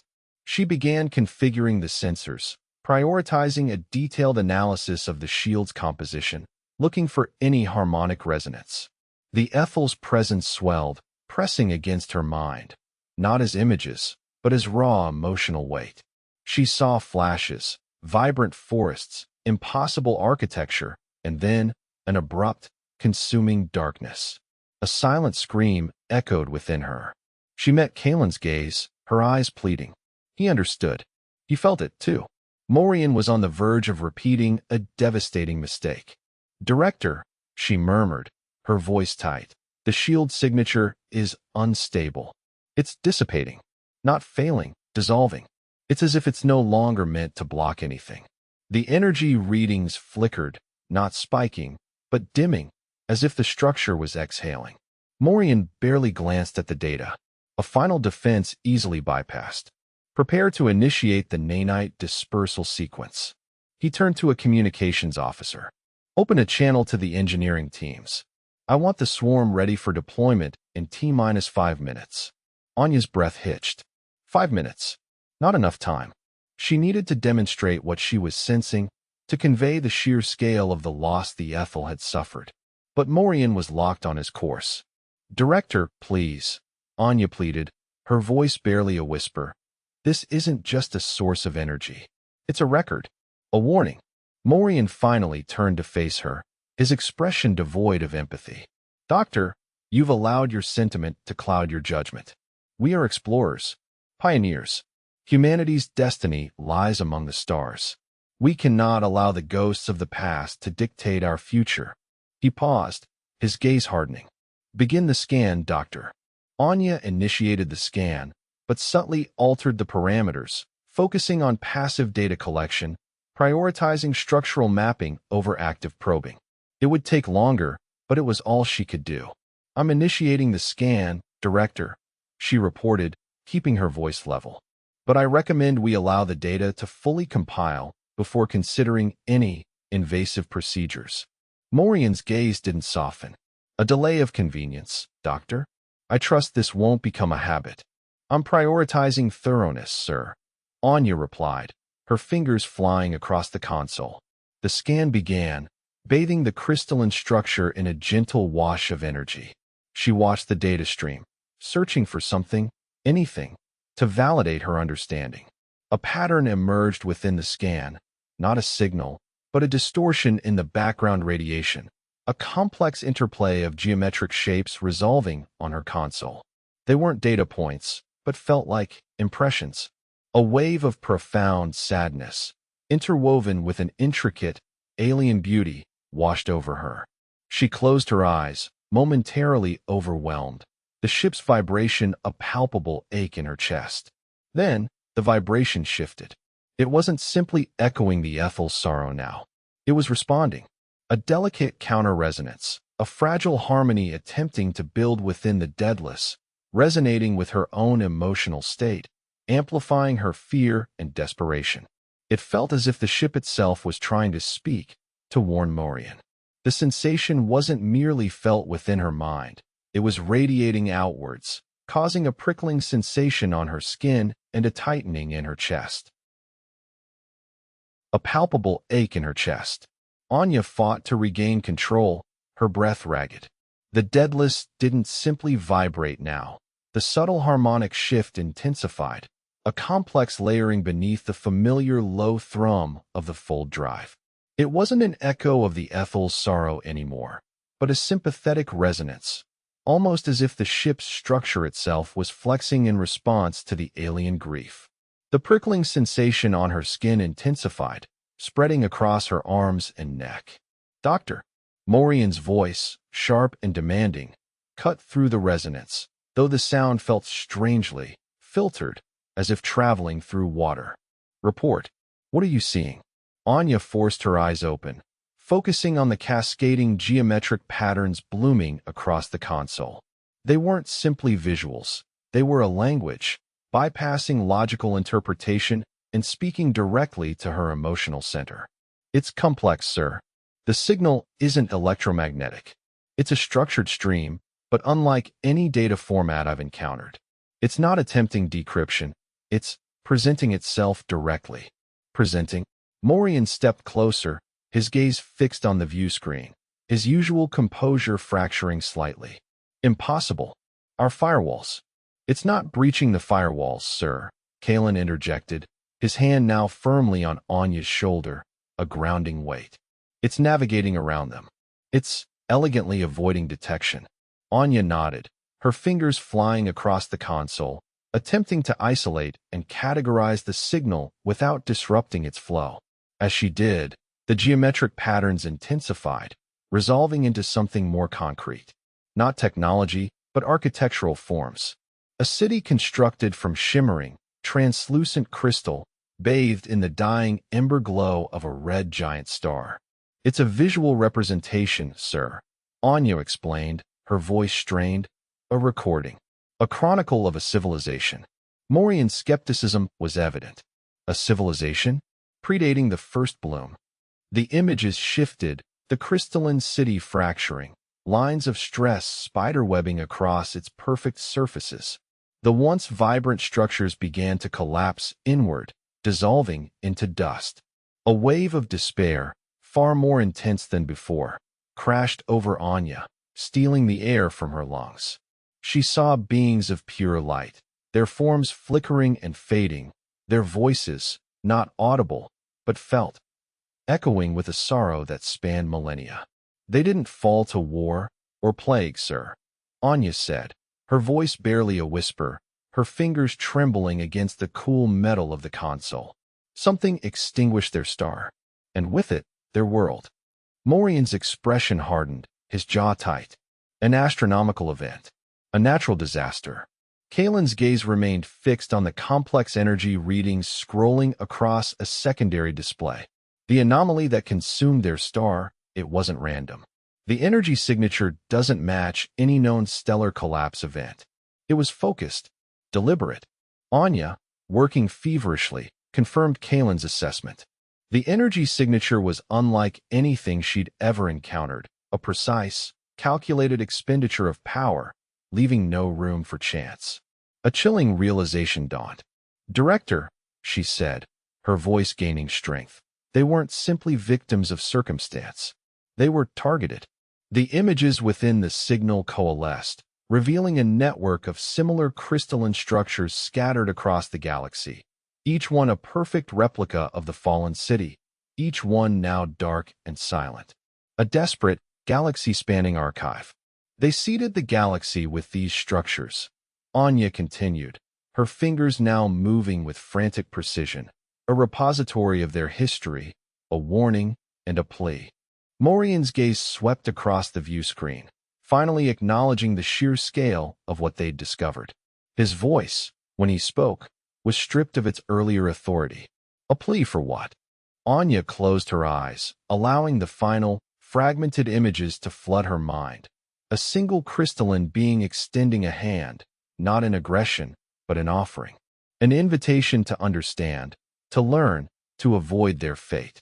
To remember, she said, her voice resonating with the echoes of a lost civilization. To remember what was lost, and to protect what remains. The lingering resonance within Anya Volkov's skull slowly subsided, leaving a hollow ache. The swirling crimson web on the main view screen, a ghostly echo of the Xylo's defense systems failing, continued to dissipate, fading into static. Kalen's hand remained a solid weight on hers, a grounding presence, though his grip loosened slightly as he studied Morian's face. Morian's jaw was still tight, but the initial flash of anger had dimmed, replaced by a guarded contemplation. He turned slowly, his eyes meeting Anya's. The Ethel, they knew this was coming. They prepared for it. He paused, then added, a tremor of unease in his voice. And they anticipated us finding this. To protect what remains. The lingering resonance within Anya Volkov's skull slowly subsided, leaving a hollow ache. The static of the failing Xylo's systems flickered on the main view screen, now muted, a gray wash over the crystalline structure before them. Kalen's hand remained a warm presence on hers, his grip firm but yielding as he watched Morian. Morian's jaw was tight, but the initial flash of anger had dimmed, replaced by a guarded contemplation. He didn't immediately respond, his gaze fixed on the crystalline structure, a mausoleum, as Anya had instinctively known. The air, faintly metallic, carried the whisper of something ancient and sorrowful. Understand, Morian repeated, his voice controlled, but lacking its earlier edge. Dr. Volkov, we're operating under established protocols. Resource allocation is finalized. The High Council expects a justification for extended exploration. And what justification do you propose, Director? Anya Volkov asked, keeping her voice steady despite the unsettling reverberation of the Ethel's sorrow within her. To dismantle this place, extract what we can, and add another forgotten civilization to the galactic record? The Xylos weren't the first to fall silent, and accelerating towards that fate is a risk we can't afford. Morian's gaze flickered to the muted static, then back to Anya Volkov. That's a dramatic overstatement, and you know it. Is it? Anya Volkov pressed, feeling a renewed surge of the Ethel's grief, a wave of utter loss, not of destruction, but of being forgotten. She focused, carefully modulating the feeling, attempting to convey its weight to Morian, but refrained from direct projection. Their defenses weren't breached. They simply ceased. A complete erasure of identity, of existence. Not physical annihilation, but something far more profound. Kalen stepped forward, his presence a quiet authority. Sensors are picking up residual energy signatures, Director. Not technological in origin, but organic. Extremely faint, almost undetectable. It's as if the structure itself possesses a subtle rhythm. Morian frowned, glancing at the technician manning the console. A rhythm? Elaborate. It's subtle, sir. Fluctuations in the crystalline matrix, a rhythmic pulse. It's almost akin to a heartbeat, though far slower and more complex. A poetic analogy, but insufficient evidence, Morian countered, though his tone lacked its previous conviction. He swiveled to the view screen, studying the crystalline structure. Increase magnification. I want a detailed scan of the internal chambers. Focus on any structural anomalies. The image zoomed, revealing a network of interconnected chambers, glowing with a cool, internal luminescence. They weren't empty. Though devoid of visible technology, the chambers pulsed with the same faint energy as the structure itself. Anya Volkov closed her eyes, reaching for the resonance, carefully filtering out the ship's systems. This time, instead of a chaotic flood, she sought a specific point of contact. It was there, a thread of awareness, fragile but present. She didn't force communication, but listened. A sensation, not audible, but felt. A wave of profound sadness, ancient and immense, washed over her. We are the echoes of a song lost to time. It wasn't a plea, but a statement of fact, heavy with loss. We remember what was, and what will be, and we fear its return. Anya Volkov gasped, a tremor running through her. Kalen's grip tightened, bracing her. Anya. Morian barked, his voice sharp with concern. Report. What's happening? She struggled to articulate the experience, to translate the alien consciousness into human language. They're communicating. Not with signals, but through the resonance. It's not transmitting information, it's sharing a history, a feeling, a warning. Morian's face, previously stern, now displayed a flicker of disbelief, quickly replaced by cautious calculation. The resonance? That's improbable. Its range is limited, its bandwidth insufficient for complex communication. It's not about bandwidth, Director, Anya Volkov insisted, her voice gaining strength. They aren't sending a message. They're showing us. The erasure wasn't a cataclysm, but a severing. They were unmade. Their essence dissolved. And it wasn't an external force, but an internal failing. Kalen, his voice low and steady, spoke up. Director, the scans remain inconclusive. The structure is inert, technically, but there's a clear energetic response to Dr. Volkov's focus. Something is reacting to her presence. Morian's shoulders slumped, the tension slowly draining from his body. He didn't offer agreement, but a flicker of something akin to respect touched his features. He looked towards the static-filled view screen, then back at Anya Volkov. What did they show you, Doctor? He asked, his voice surprisingly subdued. Anya Volkov closed her eyes, focusing on the lingering presence, on the echo of countless lives. Not a desire, Director, she translated, the words forming in her mind as she spoke. A plea for remembrance. A warning against repeating the choices that led to their silence. They want us to learn, to understand, to preserve the resonance.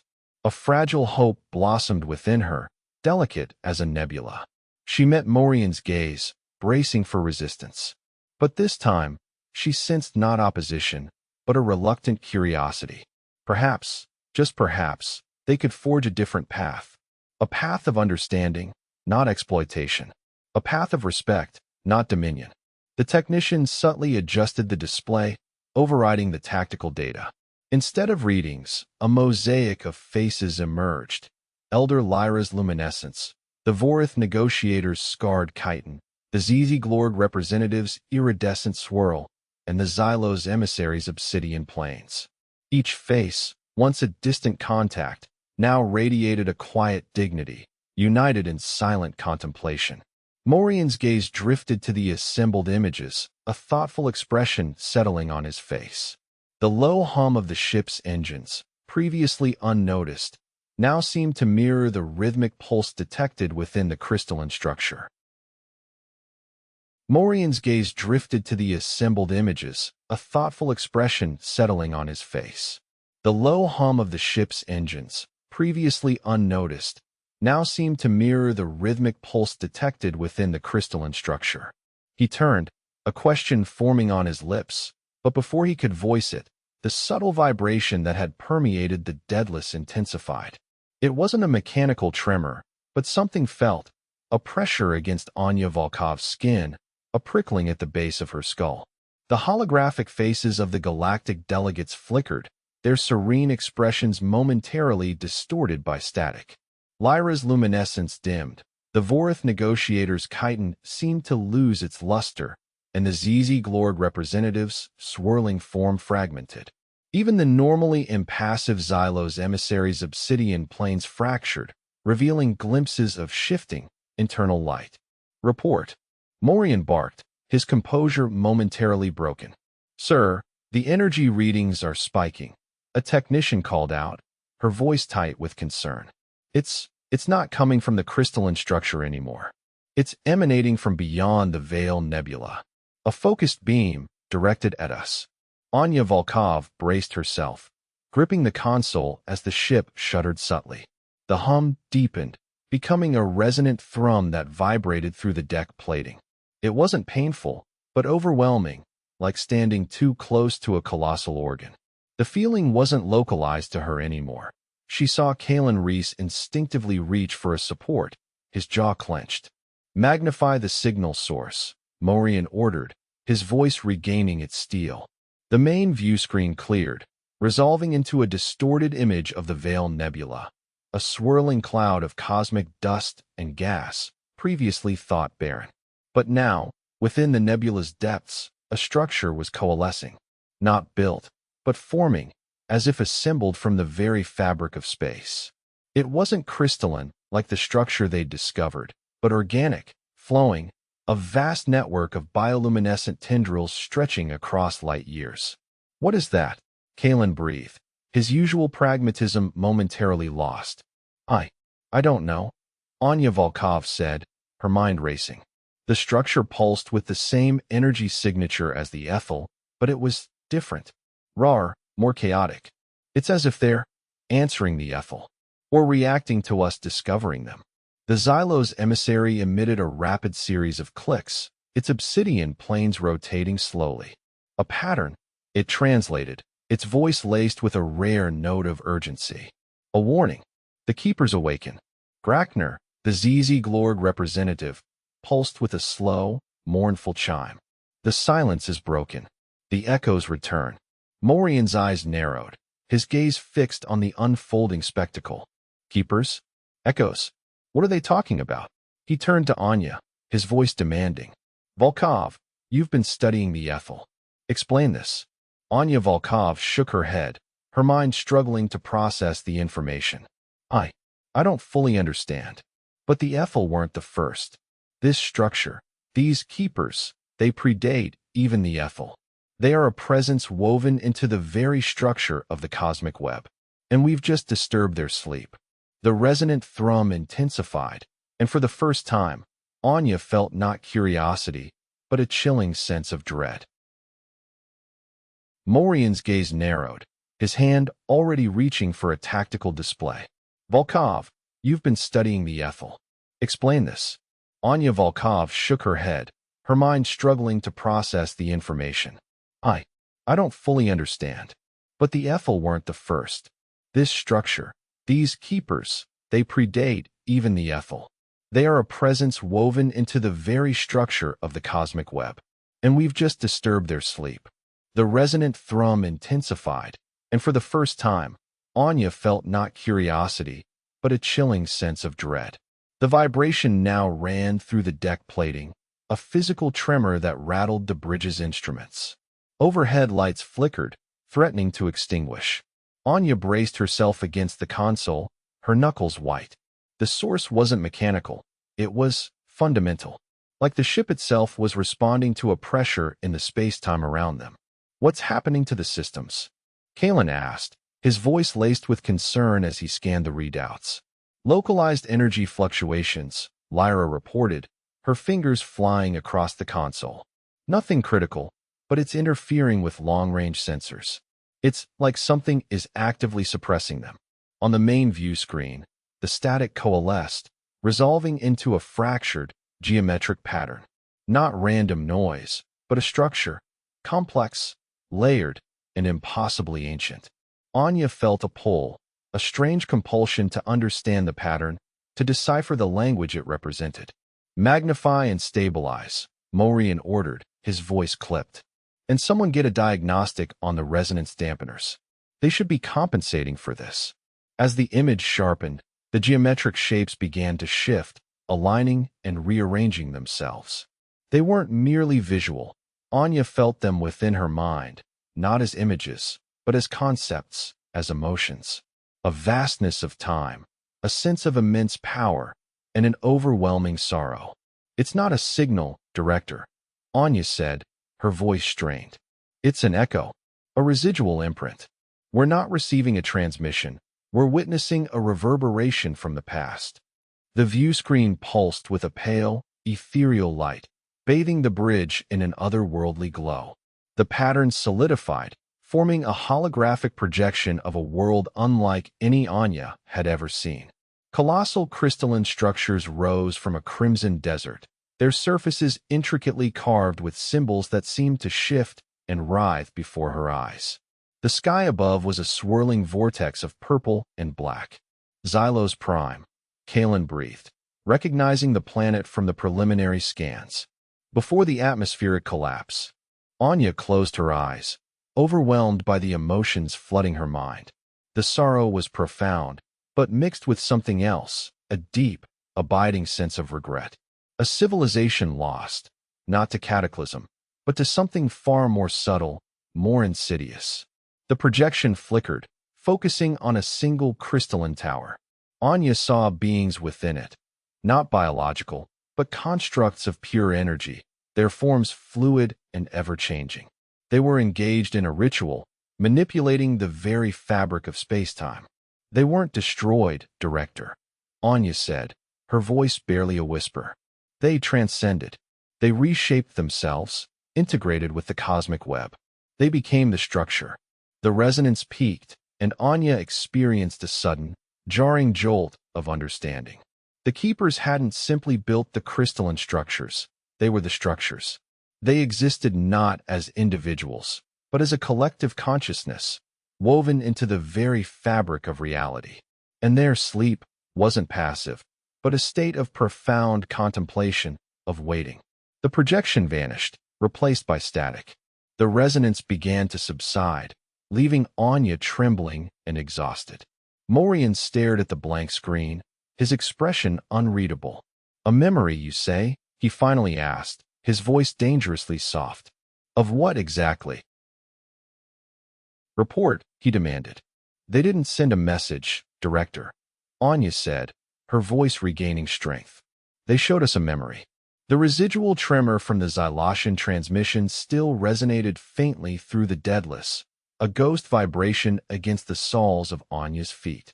Director Morian remained unmoving, his face a study in controlled composure as he regarded the swirling nebula projected before them.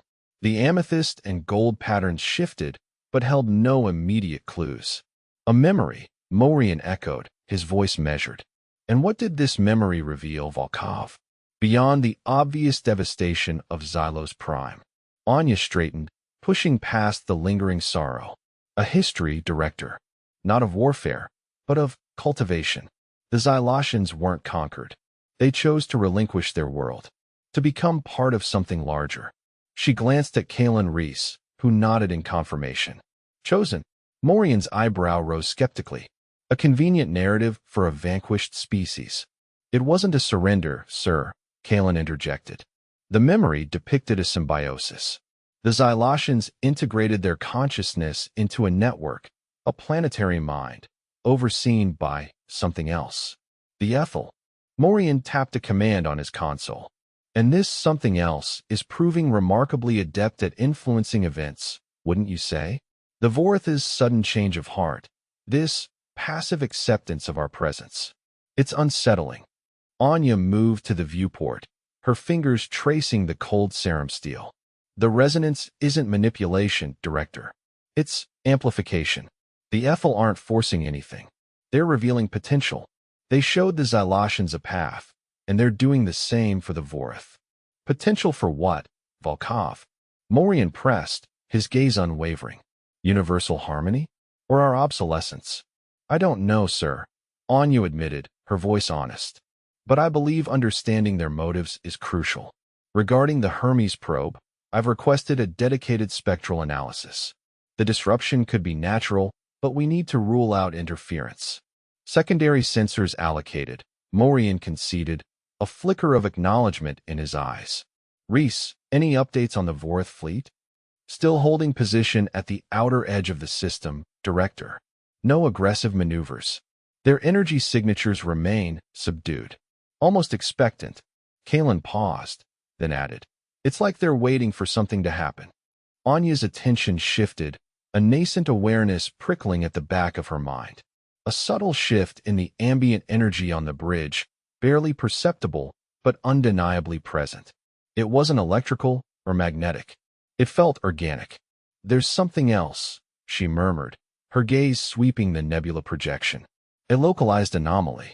A suppression of magnetic fluctuations originating from the sector where the Hermes probe last transmitted. She accessed a holographic display, bringing up a three-dimensional representation of the nebula's magnetic field. A small area, previously chaotic, now appeared unnaturally calm.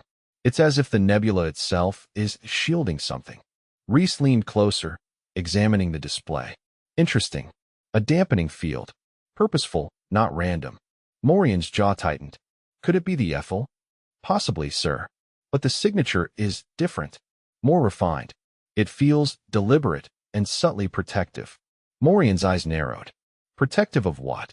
He didn't wait for an answer before issuing a sharp command. Magnify the sector. Enhance all sensor readings.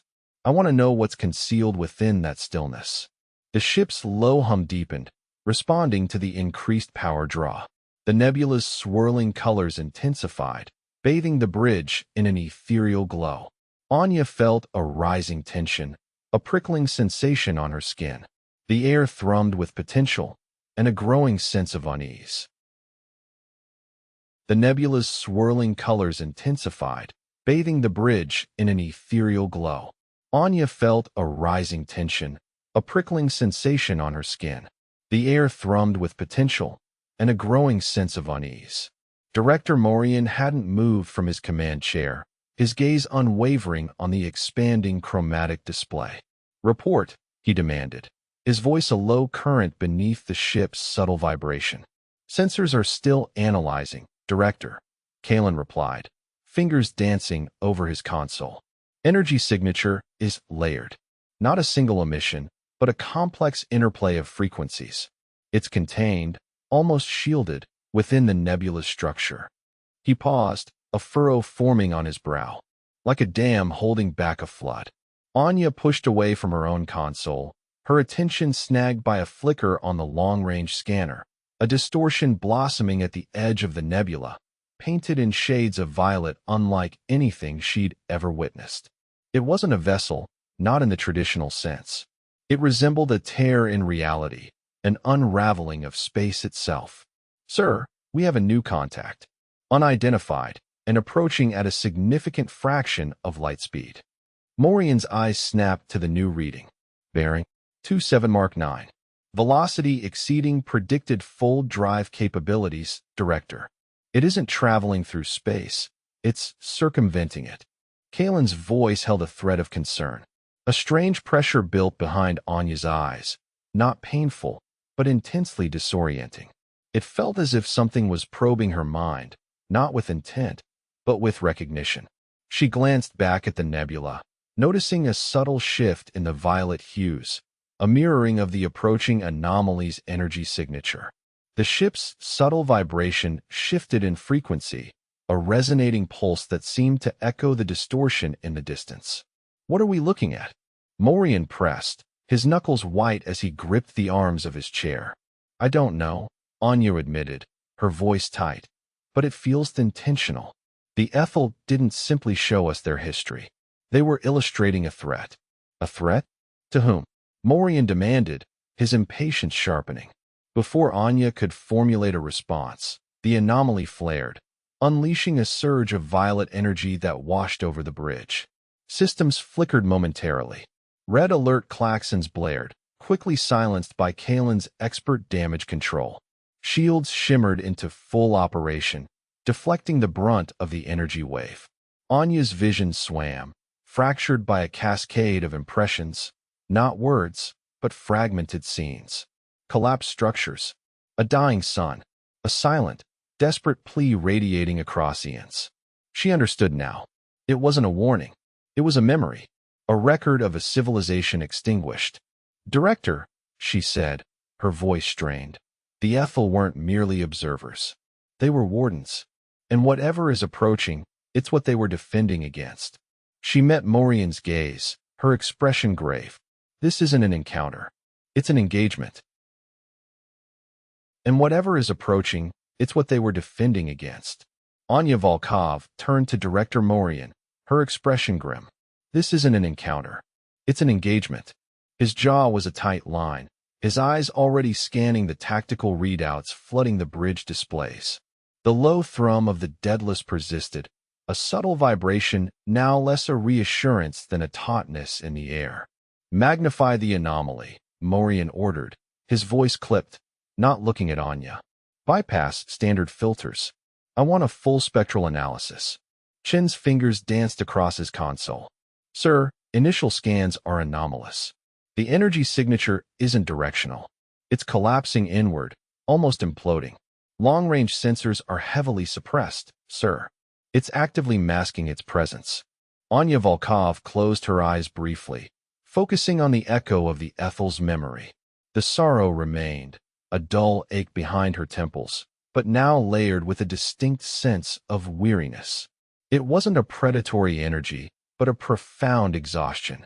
"Director," Anya said, carefully articulating her thoughts, "I don't perceive this as a hostile presence.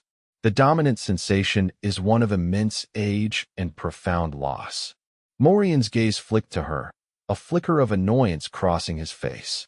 "Dr. Volkov, we are facing an unknown entity. Sentimental assessments are irrelevant." He addressed his comms officer. "Prepare a preliminary threat assessment. Weapons remain on standby." Kalen Reese rested a hand briefly on Anya's shoulder, a gesture of quiet support. His expression was unreadable, but she detected a mirroring of her own uncertainty in his eyes. The starfield on the main view screen distorted further, resolving into a complex structure, not of solid matter, but interwoven strands of violet and crimson light. It wasn't a defined shape, but a shifting, ethereal latticework, pulsing with faint silver glimmers at its core.